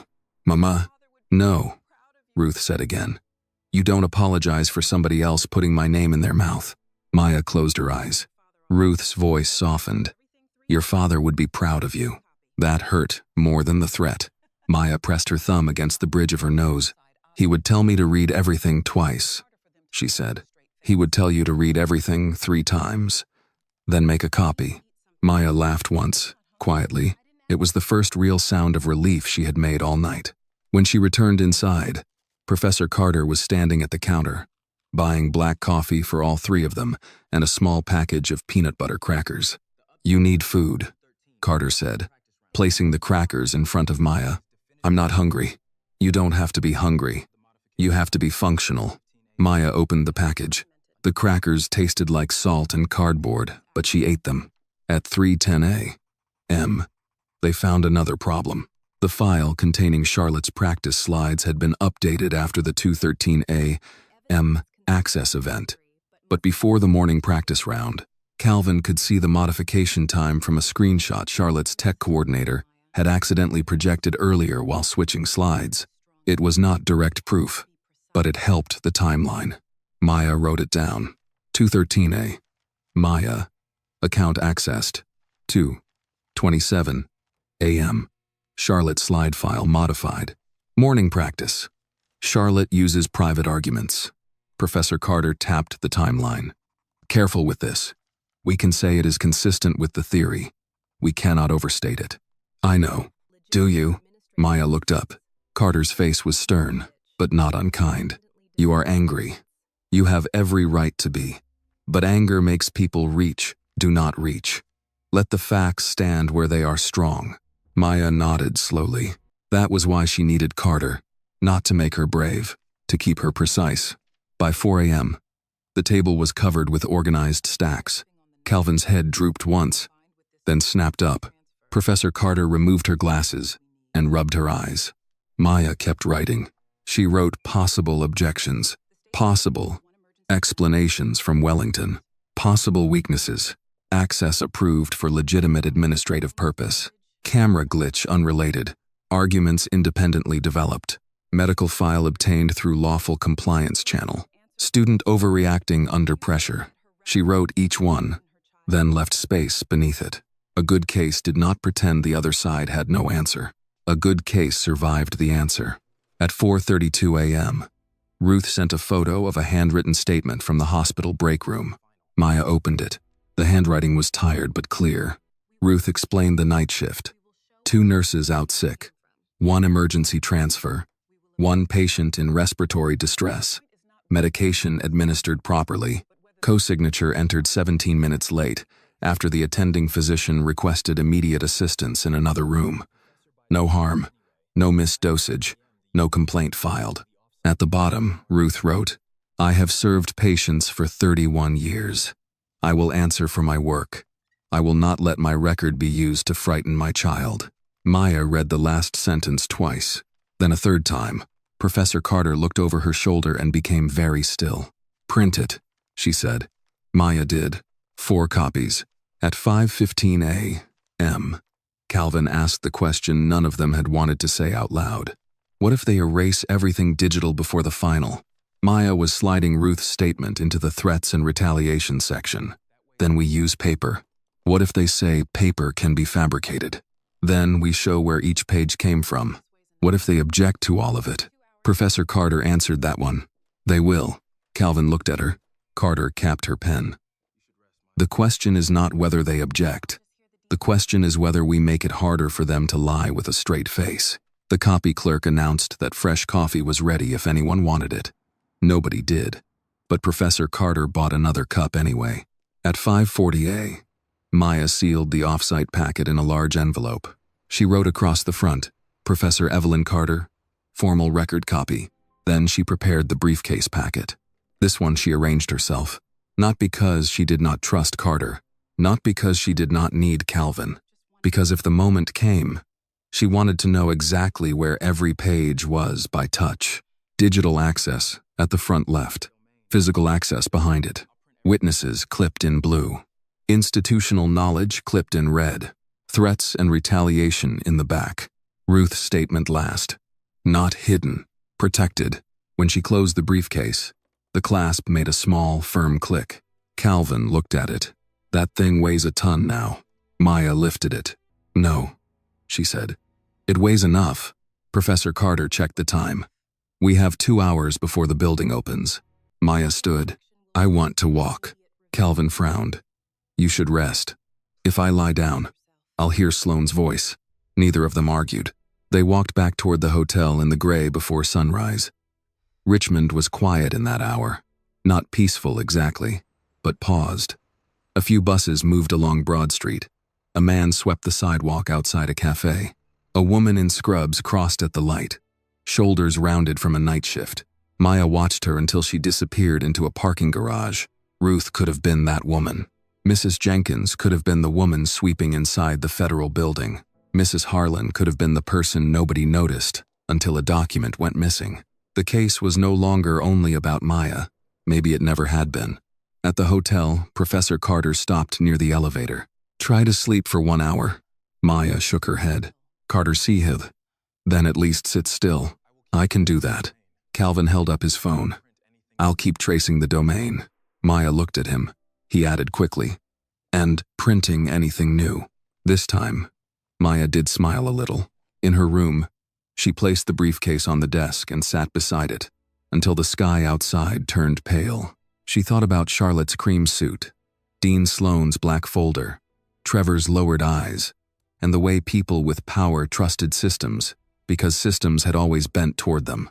Then she thought of her father's hands, her mother's handwriting, Judge Whitaker's warning, "If you have paper, make copies." Maya ran her palm over the briefcase. "They can erase a computer," she whispered. The room was empty, but she said the rest anyway. "They can't erase paper." The final morning began with a message from the competition committee, reminding all teams to arrive early for technology checks. Maya read it once, then placed her phone face down on the desk.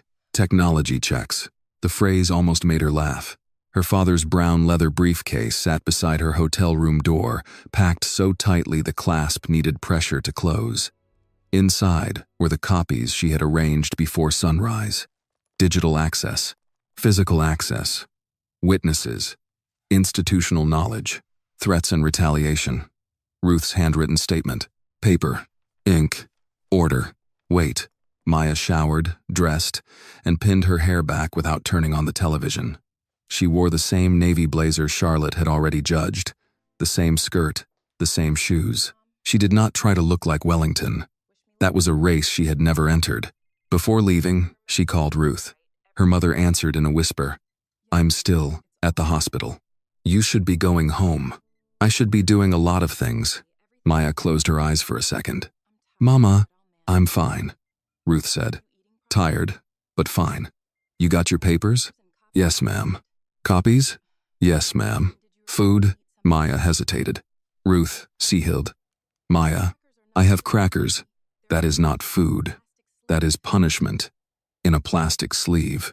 Maya smiled despite herself. Ruth's voice softened. "Listen to me. Whatever happens today, you do not let that woman make you think my life is in her hands.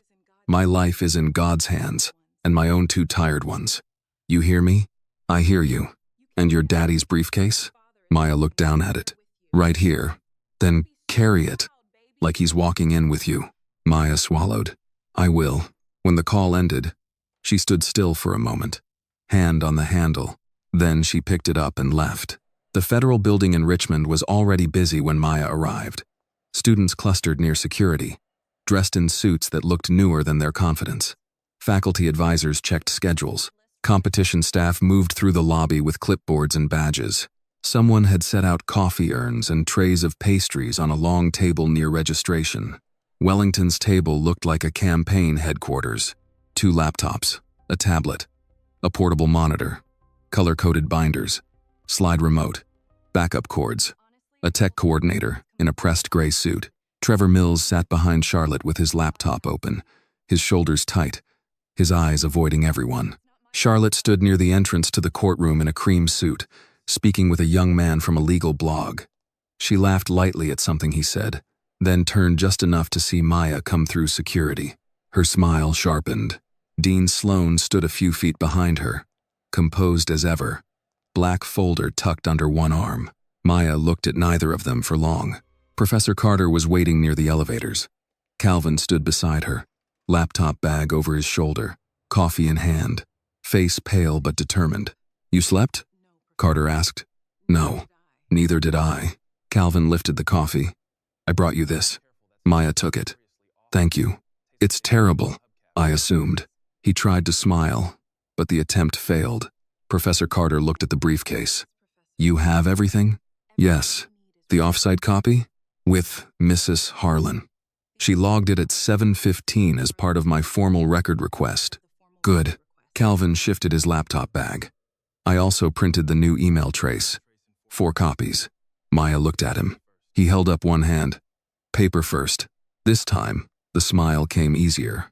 Good, she said. The final round was scheduled for 9.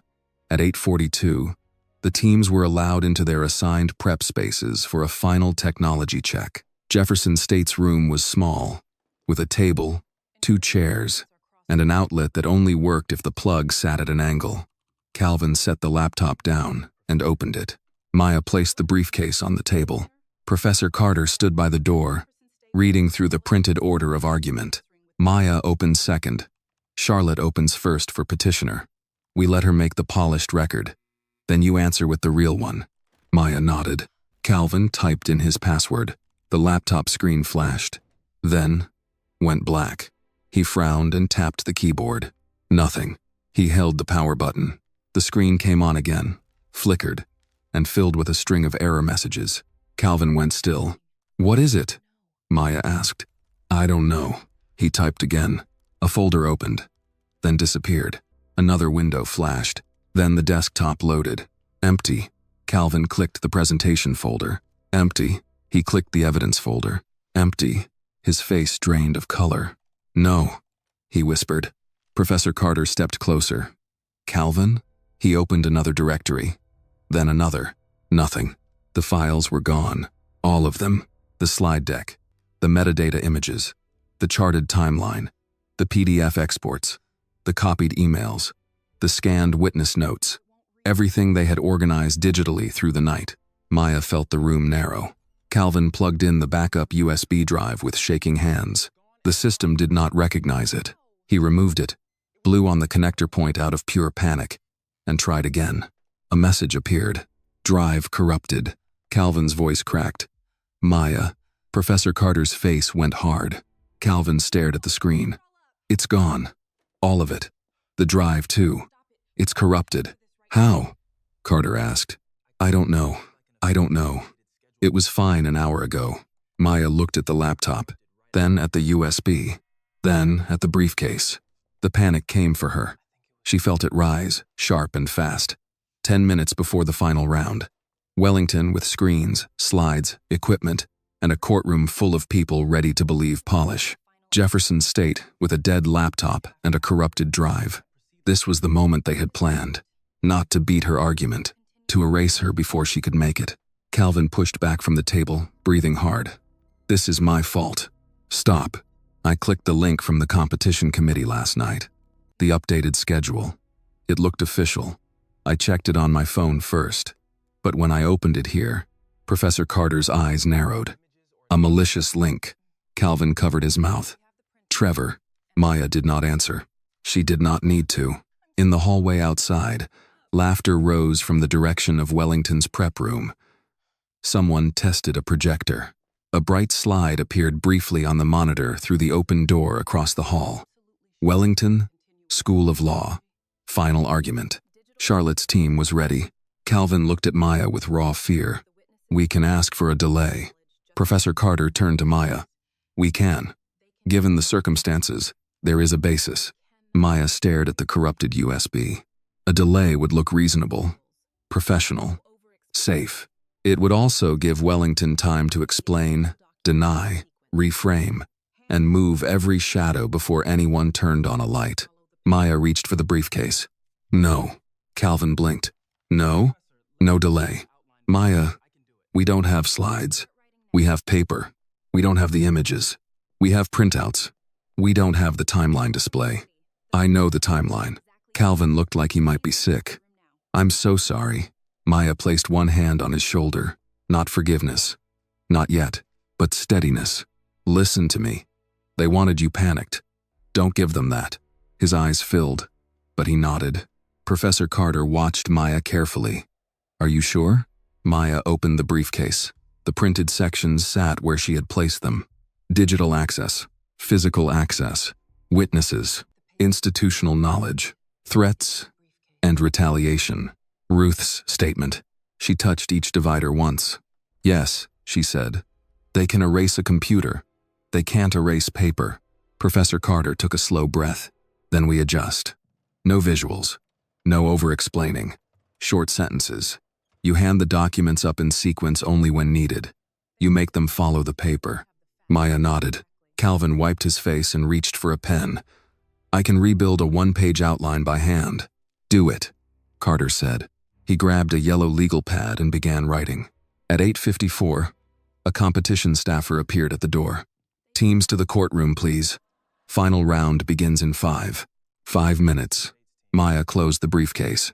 Across the hallway, Charlotte stepped out with Trevor behind her carrying the laptop and a stack of presentation materials.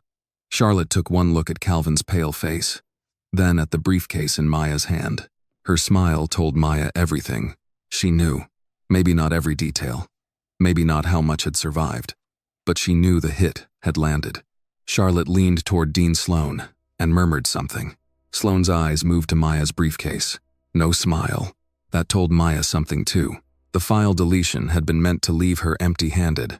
The briefcase was a problem. The courtroom doors opened. Wellington entered first. Their equipment rolled in smoothly. Laptop, projector, binders, a portable screen. Their side of the room looked prepared, modern, unshakable. Then Jefferson State entered. No projector, no display, no backup monitor, just Calvin with a handwritten outline, Professor Carter with a folder, and Maya carrying her father's briefcase. People noticed. Of course they did. A few students whispered. One looked at the empty space behind Maya's table where a presentation setup should have been. Another glanced at Wellington's glowing screen and raised his eyebrows. Maya walked to the defense table and set the briefcase down. The sound of it touching the wood was small but final. She opened it, removed the first stack of paper, and placed it before her. Charlotte watched from across the aisle. Her expression said, "You came to a gunfight with a library card." Maya looked back once. Calm now. No, she thought. I came with receipts. The federal marshal at the back called the room to order. All rise.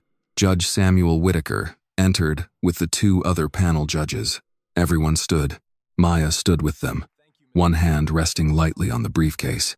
Judge Whitaker sat, reviewed the schedule, and looked over both tables.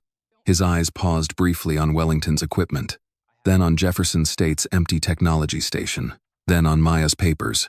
He said nothing. The room sat. Charlotte adjusted the microphone at her table. Calvin slid the handwritten outline toward Maya. Professor Carter leaned close and whispered, "Make them listen." Maya looked down at the first page. Access log, 2:32 a.m. She lifted her eyes. The final round was about to begin. Wellington had come armed with screens, charts, and polished lies. Maya had come with paper, memory, and the one thing they had failed to destroy. Charlotte Whitmore rose first. She moved to the podium with the calm precision of someone who had practiced not only the argument, but the way victory should look on her face. Behind her, Wellington's screen glowed with a title slide. Clean and elegant. The school crest centered above her name. Maya watched from the defense table. No screen waited behind her. No chart. No animation. No timeline projected in color. Just paper. Charlotte glanced once toward Maya's side of the room, then began. Your Honors, this case asks whether a signed transfer document can be undone merely because the respondent now regrets the bargain she made. Her voice was controlled, smooth, and confident. A few students in the gallery leaned forward. Charlotte clicked the remote. The slide changed to a clean timeline of the fictional property transfer. Dates, signatures, notice periods, court filings. Everything looked simple when Wellington arranged it. That is not civil rights law, Charlotte continued. That is not housing justice. That is an attempt to replace legal certainty with emotional discomfort. Maya made one note on her pad. Emotional discomfort. She knew what Charlotte was doing. Reduce coercion to regret. Reduce intimidation to inconvenience. Reduce a vulnerable homeowner's loss into a paperwork dispute. It was polished. It was dangerous. Charlotte moved through the argument with practiced ease. She cited cases. She anticipated questions. She smiled when one judge interrupted, then answered, as if the interruption had been part of her script. Trevor sat behind her, eyes fixed on the laptop.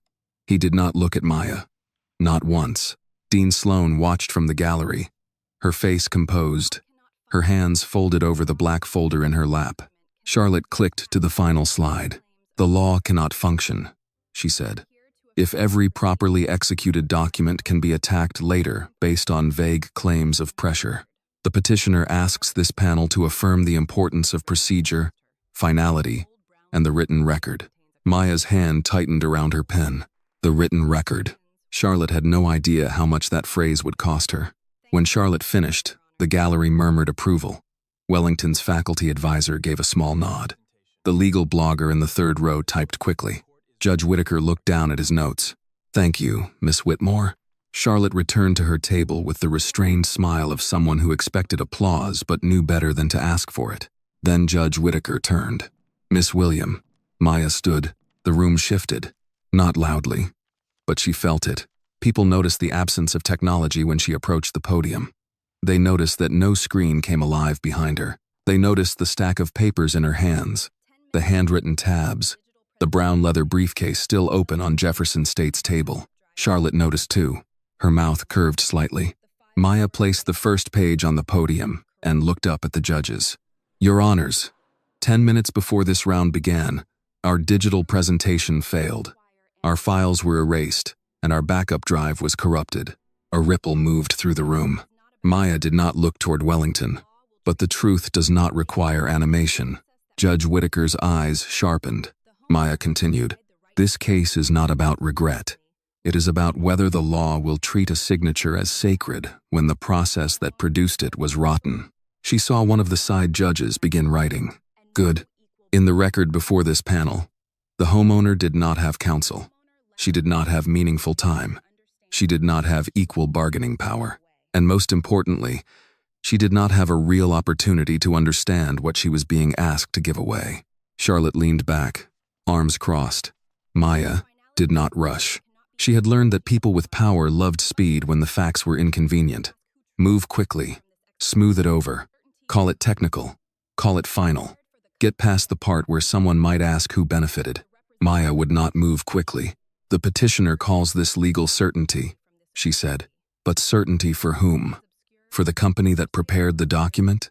For the representative who controlled the meeting? For the institution that benefits when nobody asks how the paper was created?" She paused.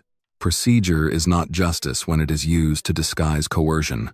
The same civil rights attorney who had praised Charlotte in practice looked up from his notes. Maya shifted to the first page in her hand. "And that brings me to a separate matter this panel must hear, because it affects the integrity of this round and the record now before you." Dean Sloan's head lifted. Charlotte's eyes narrowed. Professor Carter sat still behind Maya, but Calvin stopped breathing for a moment. Judge Whittaker leaned back slightly. "Proceed carefully, Miss William," he said. "Yes, Your Honor." Maya lifted the paper. "At 2:13 a.m. yesterday morning, my private student account was accessed from a network associated with Wellington's lodging credentials. That access occurred hours before Ms. Center. Whitmore presented 3 arguments from a private draft I had not submitted to the competition committee." Charlotte stood immediately.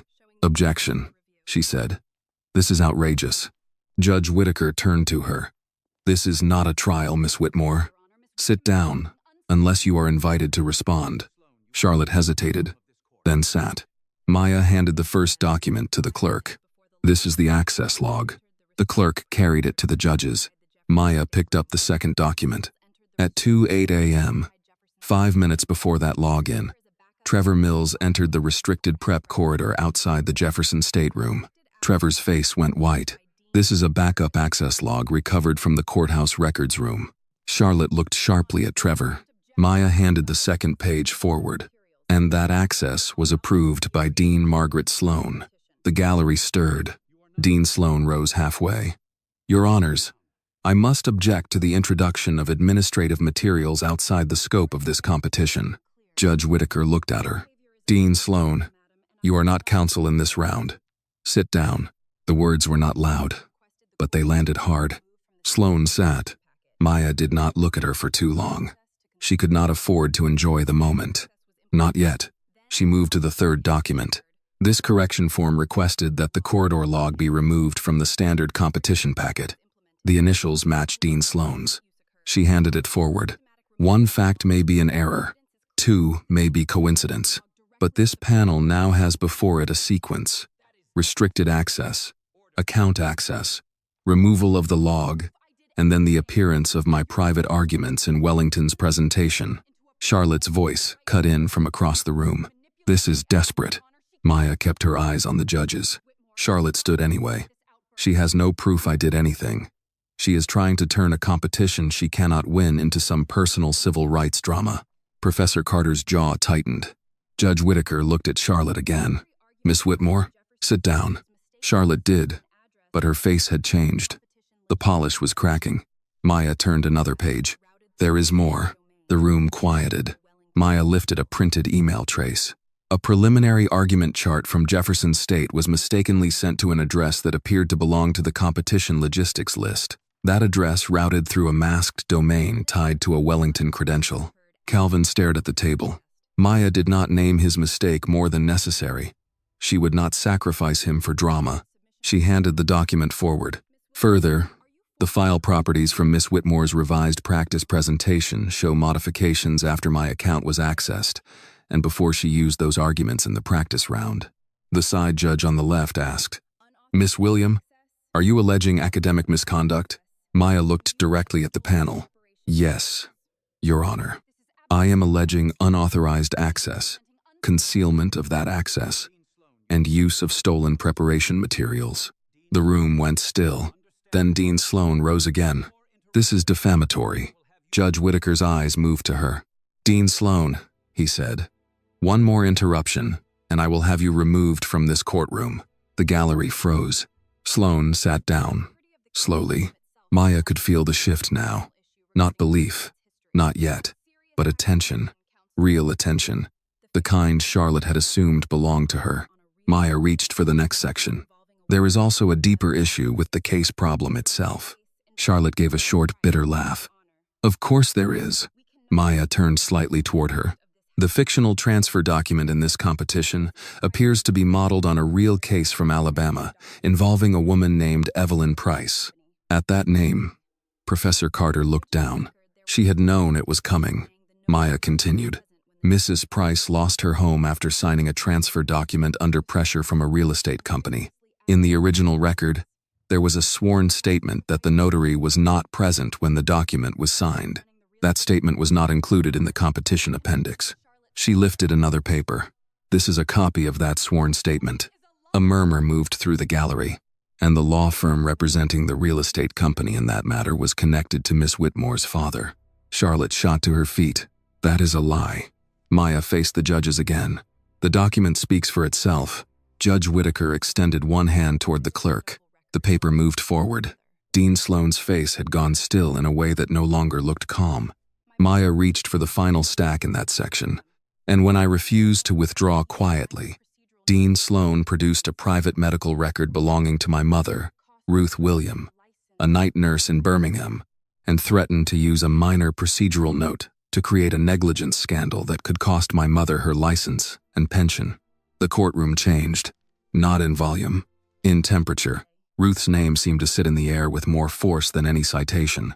Maya handed up the photograph of the hospital document and her written account of the meeting.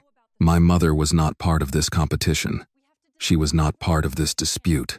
Her name was used to frighten me into silence. Judge Whittaker took the document himself this time. He read it. Slowly, Charlotte leaned toward Trevor and whispered something harsh. Trevor shook his head. Barely. Maya saw it. She was close now, too close for them to remain composed. She looked at the judges, then at the room. Your Honor, if being from a small school makes my evidence invisible, then she never finished the sentence. Enough, Miss William. Bang. Judge Samuel Whittaker's hand came down on the bench so hard that every person in the courtroom flinched. Maya stopped mid-sentence.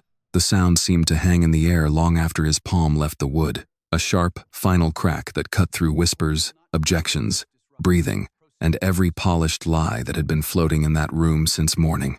Judge Whittaker rose from his chair. He did not rise slowly. He stood with force. His eyes were fixed on Maya. "Enough, Miss William," he shouted. "Sit down and be silent." For one full second, Maya did not understand what had happened. Her hand was still on the edge of the podium. The unfinished sentence sat in her throat like a stone. "If being from a small school makes my evidence invisible, then nothing." The judge had stopped her. The room went dead quiet. Not respectful quiet. Not thoughtful quiet. Shocked quiet. Maya felt every eye turned toward her, some wide with confusion, some heavy with pity, some already rewriting the story. She had gone too far. That was what they would say. She had become emotional. She had broken the rules. She had dragged personal grievance into a national competition and forced a respected judge to shut her down. Across the aisle, Charlotte Whitmore's mouth parted slightly, then curved into the smallest smile Maya had ever seen. It was not relief. It was victory. Charlotte lowered her eyes for a moment, as if trying to hide it, but she failed. The satisfaction was too quick, too bright. She looked like someone watching a trap close exactly as planned. Behind her, Dean Margaret Sloane released a slow breath. She did not smile openly. She was too disciplined for that. But her shoulders settled. Her hands, which had been tight around the black folder in her lap, relaxed by half an inch. That tiny movement hurt Maya more than Charlotte's smile. Sloane believed she had survived. Trevor Mills looked from the judge to Charlotte, then back to the laptop in front of him. He did not look relieved. He looked terrified. Calvin sat frozen at Jefferson State's table, his face drained of color. His handwritten outline lay under one hand, forgotten. Professor Carter had not moved. Only her eyes had changed. She was looking at Judge Whittaker, not Maya. Not with fear, with calculation.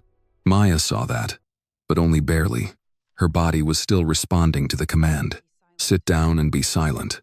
A lifetime of rooms rushed up inside her.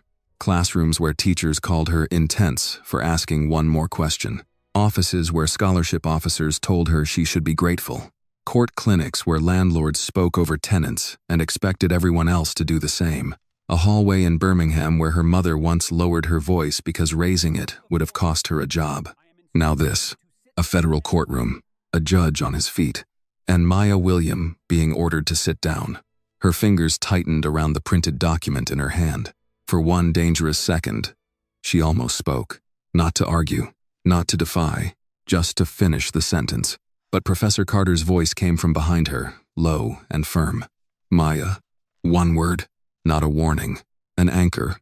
Maya drew in a breath. She gathered the papers in front of her, keeping them straight, because even humiliation did not excuse disorder. Then she stepped away from the podium and walked back to Jefferson State's table. Each step felt longer than it should have. The gallery watched her return. A student near the back lowered her eyes. An older attorney in the third row shook his head faintly, as though disappointed but not surprised. The legal blogger who had been typing furiously stopped, fingers hovering above the keyboard. Maya sat. The chair felt colder than it had before. She placed the documents on the table and rested both hands on top of them. Calvin leaned toward her, barely breathing. "I'm sorry," he whispered. Maya did not answer. There was nothing to answer. Across the aisle, Charlotte adjusted the sleeve of her cream suit and glanced toward Dean Sloane. Their eyes met. Maya saw it. The silent exchange. "We won." Judge Whittaker remained standing. His face was stern, almost severe. He looked down at Maya with an expression so hard that anyone in the room could have mistaken it for anger at her. Maybe it was. Maybe she had misread him in the hallway. Maybe his story about the widow in Petersburg had been only a story, not a promise. Maybe, when the moment came, even decent men chose order over truth. The thought cut deep. Professor Carter leaned forward slightly, her hands clasped in front of her. She did not speak. No one did. Judge Whittaker looked over the courtroom. His gaze moved slowly from Maya's table to Wellington's table, then to Dean Sloane in the gallery, then to Trevor Mills. When his eyes reached Trevor, the young man visibly stiffened. Maya noticed. So did Professor Carter.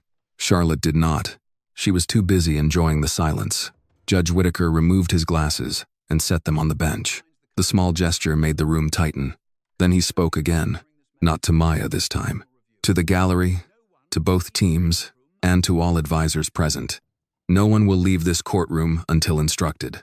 Charlotte's smile faltered. Dean Sloane's head lifted. Judge Whittaker turned toward the side of the courtroom, where two federal marshals stood near the door. Until that moment, they had been part of the background. Security, procedure, the kind of official presence people noticed only when entering the building. Now everyone saw them. Judge Whittaker's voice was calm, but there was steel in it. Deputy marshals. The two men straightened. "Yes, Your Honor," one said. Maya felt her heart strike once against her ribs. Judge Whittaker pointed toward Wellington's table. "I want every electronic device at that table secured immediately. Laptops, tablets, external drives, presentation equipment, and phones used in competition preparation." The room seemed to stop breathing. Charlotte stood halfway. "Your Honor, what?" Judge Whittaker snapped his eyes toward her. "Sit down, Miss Whitmore." Charlotta sat. This time, no smile remained. Dean Sloane rose. "Judge Whittaker, this is highly irregular." He turned to her. "So is using a student's mother as leverage." The sentence hit the courtroom harder than the gavel could have. A sound moved through the gallery. Not a gasp exactly. A breaking open. Sloane's face went white beneath its careful makeup. Judge Whittaker continued. "I told Miss William to sit down so the marshals can do their work." Maya's breath caught.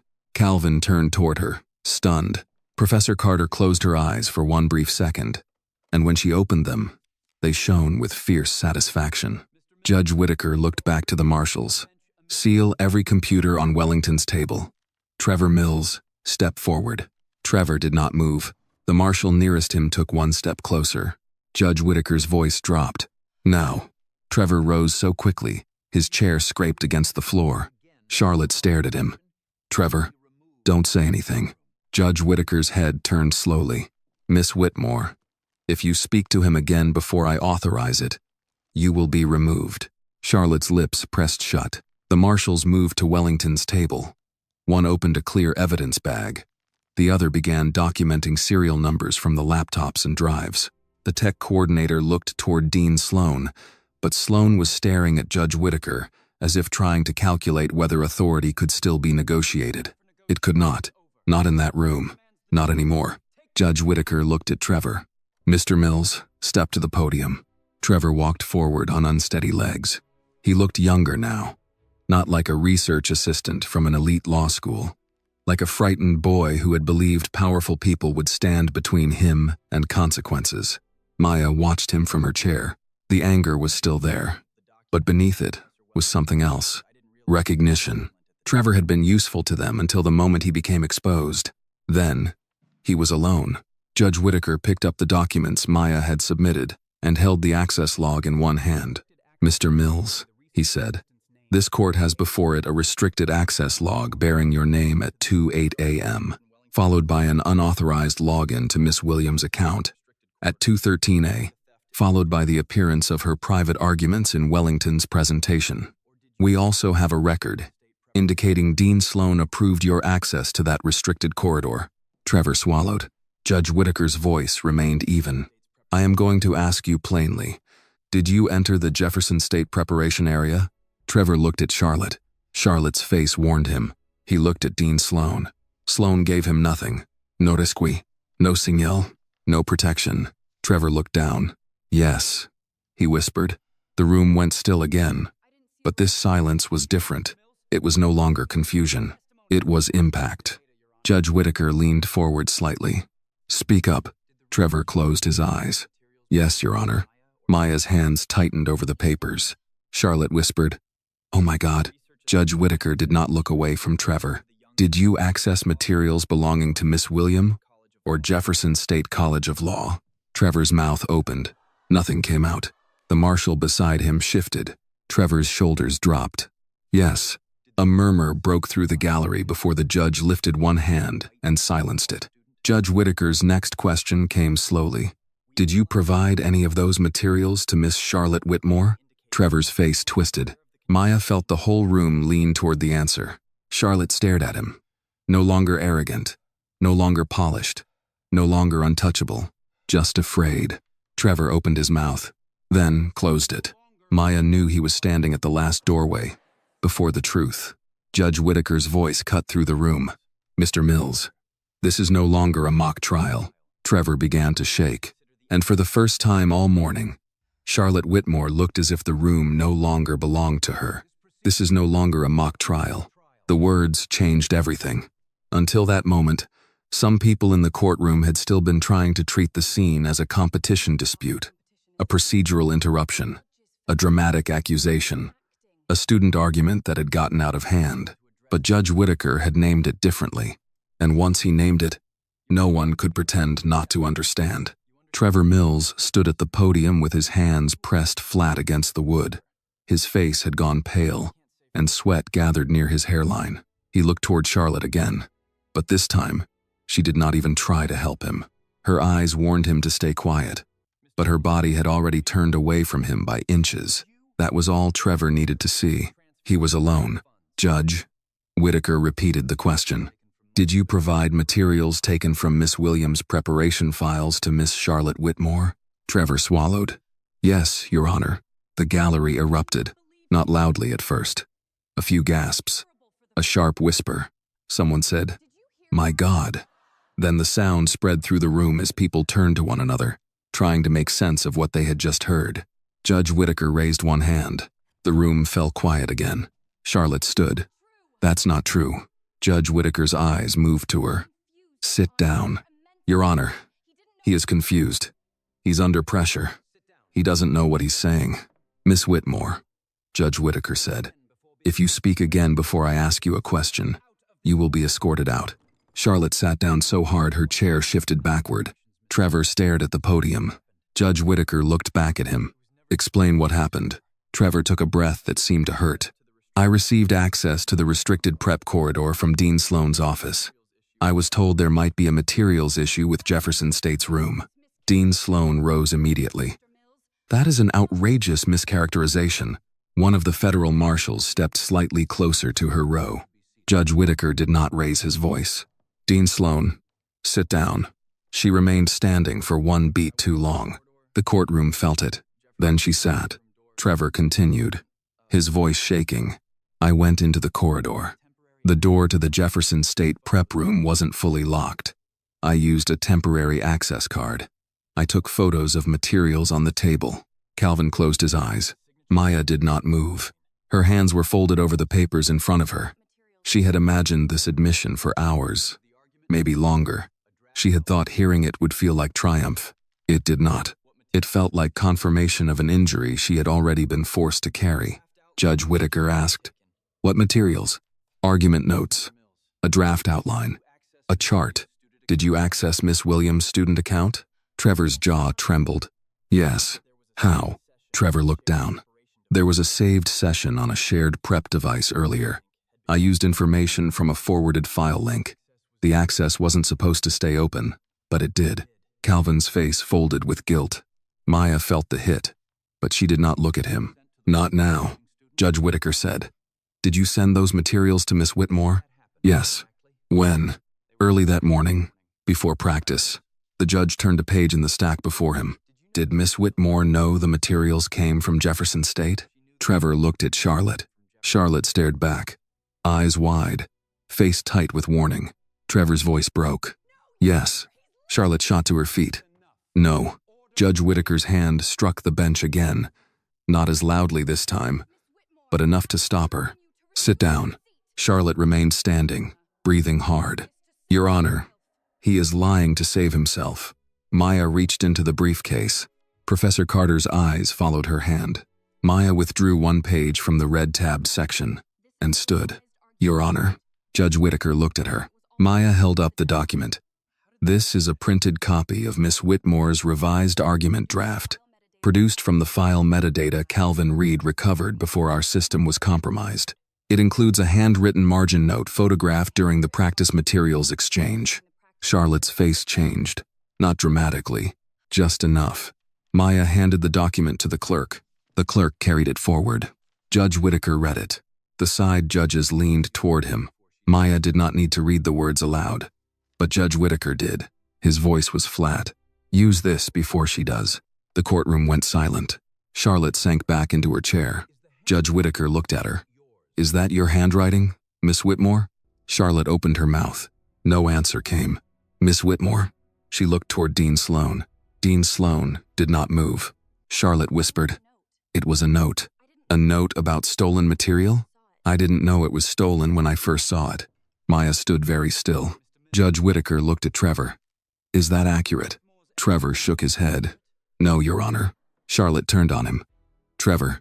The marshal near the table took one step forward. Trevor flinched, then spoke faster. She knew. I told her it was from Jefferson State's prep folder. She said if Maya had something useful, we had to use it before she could make it sound original. Charlotte's face went red. That is not what I meant. Maya finally spoke. No, she said quietly. It is exactly what you meant. Everyone turned toward her. Maya looked at Charlotte across the aisle. You did not just use my work. You tried to make my own argument sound like an imitation of yours. Charlotte's mouth tightened, but she had no answer. Judge Whittaker turned back to Trevor. There is also the matter of the technology failure this morning. 10 minutes before the final round, Jefferson State's presentation files were erased and the backup drive corrupted. Trevor's eyes dropped. Judge Whittaker waited. The waiting was worse than shouting. Trevor finally whispered, I sent the link. Calvin's head lifted. Judge Whittaker asked, What link? An email that looked like it came from the competition committee. Updated schedule. It carried a script. Once opened on the team laptop, it triggered remote deletion of selected folders. The gallery broke again. Professor Carter leaned back slowly, her expression hard as stone. Calvin stared at Trevor with horror. You infected our laptop? Trevor did not look at him. Yes. Judge Whittaker's voice remained controlled. Who instructed you to do that? Trevor hesitated. Dean Sloan's face became perfectly still. Charlotte looked at the floor. Trevor gripped the podium harder. No one said the exact words. Judge Whittaker said nothing. Trevor seemed to understand that vague answers would not save him. He continued. Dean Sloan said, Jefferson State had become a reputational risk.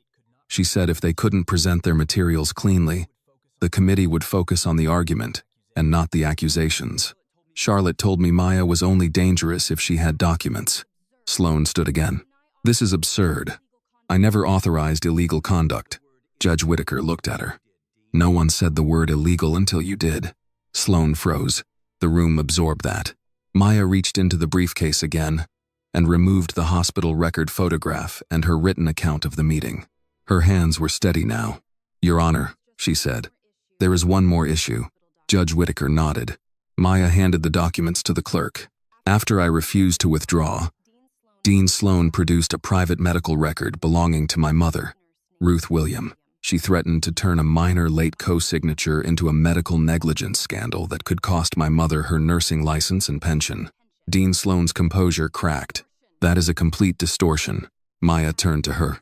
You said, an academic stain may slow your career for a few years, but a medical negligence scandal will cost your aging mother her pension. The words landed harder when spoken in open court. Maya continued. You said, choose the honor of a trash school or your mother's life. No one moved. Ruth William was not in the courtroom, but her presence seemed to fill it. A night nurse in Birmingham, a woman who had worked 31 years, a woman whose name had been pulled into a law school competition by people who believed every life had a pressure point. Judge Whittaker looked at Dean Sloan. Did you obtain and present a medical record belonging to Miss Williams' mother? Sloan's jaw tightened. I received a compliance concern through appropriate professional channels. That was not my question. Sloan said nothing. Judge Whittaker leaned forward. Did you present that record to Miss William during a private meeting after she refused to withdraw? Sloan's silence stretched. Then, she said, I made her aware of potential consequences. A sound went through the gallery, low and angry. Judge Whittaker's face did not change, but his eyes did. Potential consequences, he repeated. Maya had never heard two words sound so damning. One of the side judges spoke for the first time. Dean Sloan, were you acting in any official capacity related to nursing compliance when you raised that record with a student competitor? Sloan's lips pressed together. No. Were you protecting a patient? No. Were you reporting an immediate medical danger? No. Judge Whitaker picked up the medical record copy and set it on top of the withdrawal statement. Then what you were doing, he said, was applying pressure. Sloan did not answer, because there was no answer clean enough. The federal marshals finished sealing Wellington's devices. Evidence bags sat on the table where moments earlier Wellington's polished equipment had glowed like proof of superiority. Now it looked like exactly what it was: evidence. Judge Whitaker addressed the room. This proceeding is suspended as a competition round pending formal review. The Wellington School of Law team is disqualified from further participation, effective immediately. Charlotte's head snapped up. Your Honor? Not another word. She stopped. Judge Whitaker continued. The materials secured here will be preserved for referral to the appropriate academic, institutional, and legal authorities. Mr. Mills, you will remain available for questioning. Dean Sloan, you will not leave this building until the marshals and the competition committee determine what records must be preserved. Dean Sloan looked as if she had never imagined a room would speak to her that way. Maya sat down slowly, not because she was weak, because her legs had finally remembered the last 48 hours. Calvin turned to her. His face was wet, though Maya had not seen him start crying. I'm sorry, he said. This time Maya looked at him. I know. Professor Carter placed one hand over Maya's briefly, then removed it before the gesture could become too much. Across the aisle, Charlotte sat motionless in her cream suit, surrounded by sealed devices and people who no longer looked at her with admiration. Trevor stood at the podium, emptied out by the truth.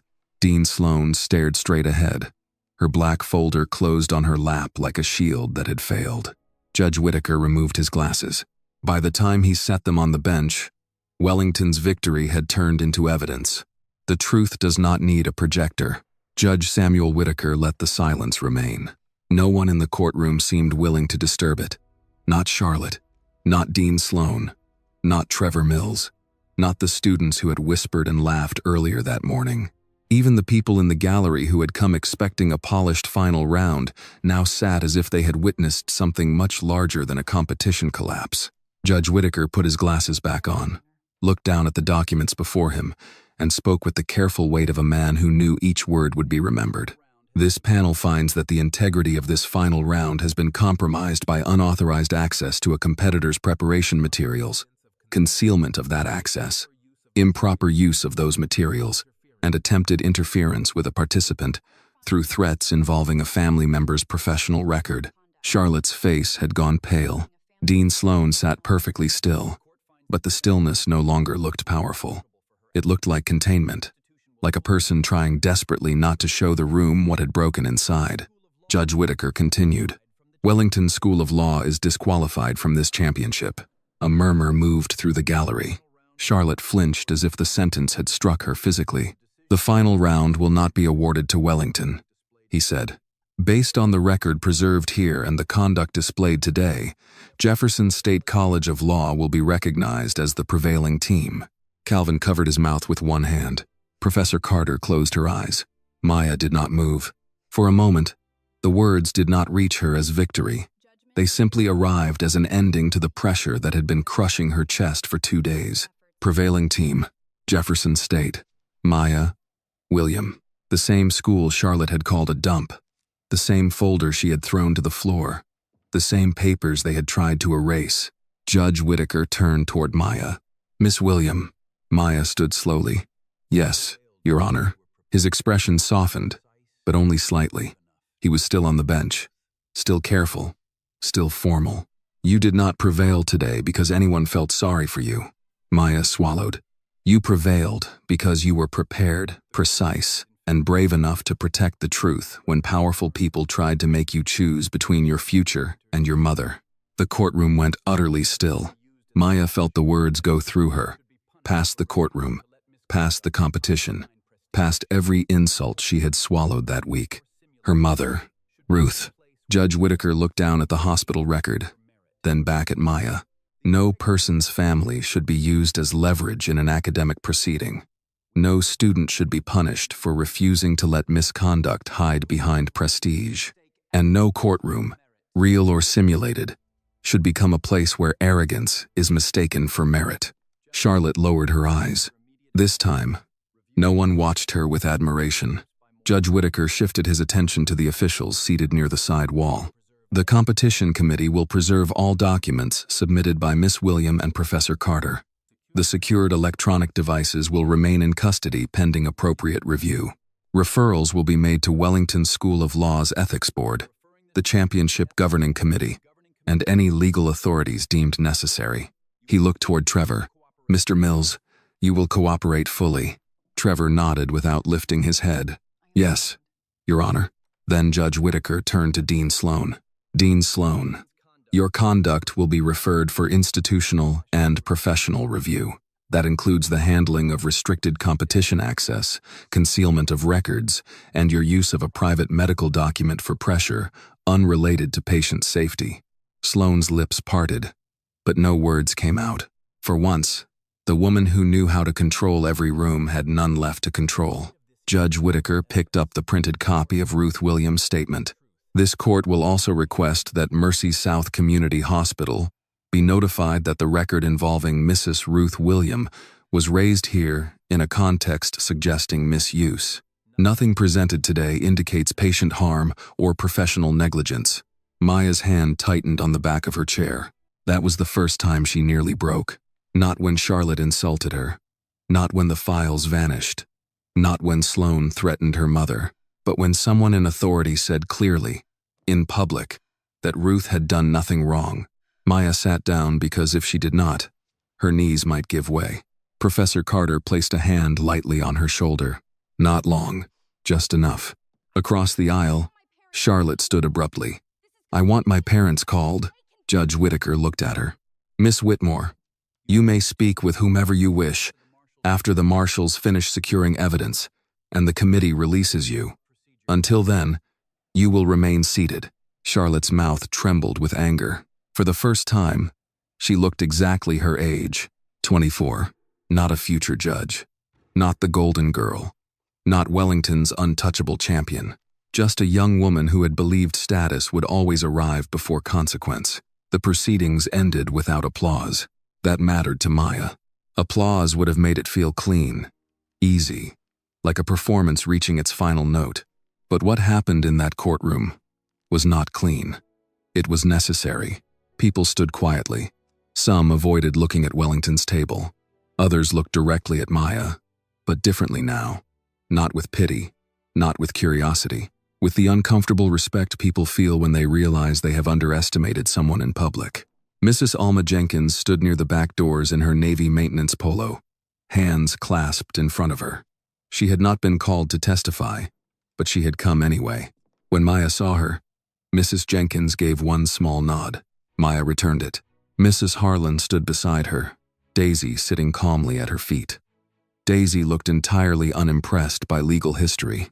Calvin wiped his face and began gathering the Jefferson State papers. I don't know what to say, he whispered. Maya looked at him. For a second, she remembered the mistaken email. The door left open. The anger she still had not fully released. Then she remembered him staying up all night, printing 4 copies, rebuilding what he could, and standing beside her when the files disappeared. Then don't say anything yet, Maya said. Help me carry the papers. He nodded. Professor Carter was speaking with the competition chair, her voice low and firm. Every so often she pointed to a document, then to the briefcase, making sure the record stayed intact. Maya reached for her phone with shaking fingers. She called Ruth. Her mother answered on the first ring. Baby? Maya could not speak right away. Ruth understood too much from silence. Maya closed her eyes. It's over, she said. Ruth exhaled on the other end. Not a sob, not quite a laugh. Something older than both. What happened? We won. There was a long pause. Then Ruth said, Say that again. Maya pressed her hand to her mouth. We won, Mama. Behind her, the courtroom continued to empty. Marshals sealed devices. Officials spoke in tight clusters. Charlotte sat motionless. Sloan stared at nothing. But Maya heard only Ruth. And your mother? Ruth asked, trying to sound steady and failing. Maya smiled through tears. The judge said there was no evidence of patient harm. He said your record was misused. Ruth made a sound like air returning to a room. "Thank you, Lord," she whispered. Maya sat down on the bench nearest the aisle. "I was so scared," she said. "I know. I almost signed. But you didn't, because you told me not to save you by burying the truth." Ruth was quiet for a moment. "Your daddy would have liked that line." Maya laughed softly, and this time the tears came with it. 6 weeks later, Wellington announced an internal investigation. The official statement used careful language: serious concerns, preservation of evidence, commitment to academic integrity. But the story had already moved beyond institutional wording. A legal education blog published the first detailed account under the headline, "Student from Small Alabama Law School Exposes Elite Moot Court Scandal." The article spread quickly. Students from regional law schools wrote to Maya. So did paralegals, night nurses, public defenders, retirees, and people who said they had spent their whole lives being spoken over by people with better stationery. Mercy South Community Hospital completed its review of Ruth Williams' record and found no negligence, no patient harm, and no basis for discipline. Ruth kept her license. She kept her pension track. More importantly, she kept her name. Dean Margaret Sloan resigned before Wellington's review concluded. Trevor Mills cooperated with investigators. Charlotte Whitmore lost her federal clerkship recommendation and faced a student ethics board. Her legal blog profiles disappeared quietly. The phrase "one to watch" stopped appearing beside her name. Maya did not celebrate any of that for long. She had learned something in Richmond. Justice was not the same as revenge. Revenge wanted someone else to fall. Justice wanted the next person not to be pushed. 1 year later, Maya William graduated from Jefferson State College of Law. Ruth sat in the front row wearing a navy dress and a church hat with a small silver pin. Professor Carter sat beside her. Calvin sat a few rows back, clapping harder than anyone when Maya's name was called. After graduation, Maya received 2 offers from firms that had ignored her resume the year before. She turned them down. Instead, she went home to Birmingham. The office was small, wedged between a tax preparer and a barber shop on a busy street not far from the neighborhood where she had grown up. The carpet was old. The air conditioner rattled. The coffee was terrible. Maya loved it immediately. On the front window, in clean white letters, it said, "The William Justice Project. Free legal help for housing, employment, and medical debt issues." Inside, she hung 3 things on the wall: a photograph of her father in front of his old repair shop, her Jefferson State student ID, and a framed sentence written in black ink: "Truth does not need a projector." On the first Monday morning, before Maya had even finished organizing the intake forms, the bell above the door rang. An older black woman stepped inside holding a thick envelope against her chest. Her gray hair was pinned under a scarf, and her eyes carried the exhausted fear Maya recognized instantly. "I'm sorry," the woman said. "They told me you help people read papers." Maya stood. "Yes, ma'am." The woman held out the envelope. "I don't know what they made me sign." Maya looked at the papers, then at the woman. Then, for one brief second, she saw her mother at the kitchen table years ago. She saw Mrs. Jenkins in the courthouse hallway. She saw Evelyn Price. She saw every person powerful people expected to confuse, rush, frighten, or ignore. Maya pulled out a chair. "Sit down," she said gently. "We'll read every page." The woman sat. Maya opened the envelope, took out the first document, and reached for a pen. Outside, Birmingham moved through another ordinary morning. Buses groaned. Cars passed. Someone laughed outside the barber shop. Down the street, a nurse in blue scrubs hurried toward a bus stop after a night shift. Maya lowered her eyes to the fine print. The fight in Richmond was over, but the work had just begun. The lesson from Maya Williams' story is simple, but powerful. Never let people with money, status, or polished titles convince you that your truth is too small to matter. Sometimes justice does not arrive with bright lights, perfect slides, or a powerful name behind it. Sometimes it arrives in a worn briefcase, on printed pages, carried by someone everyone underestimated. Maya's victory reminds us that courage is not the absence of fear.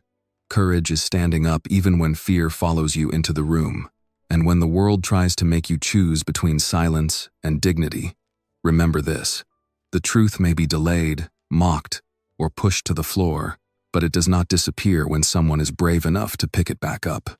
Thank you for listening to this story until the very end. Your time, your heart, and your presence mean more than you know. If this story touched you, please let us know what you thought about the way it was told. Your feedback helps us make each story stronger, deeper, and more meaningful.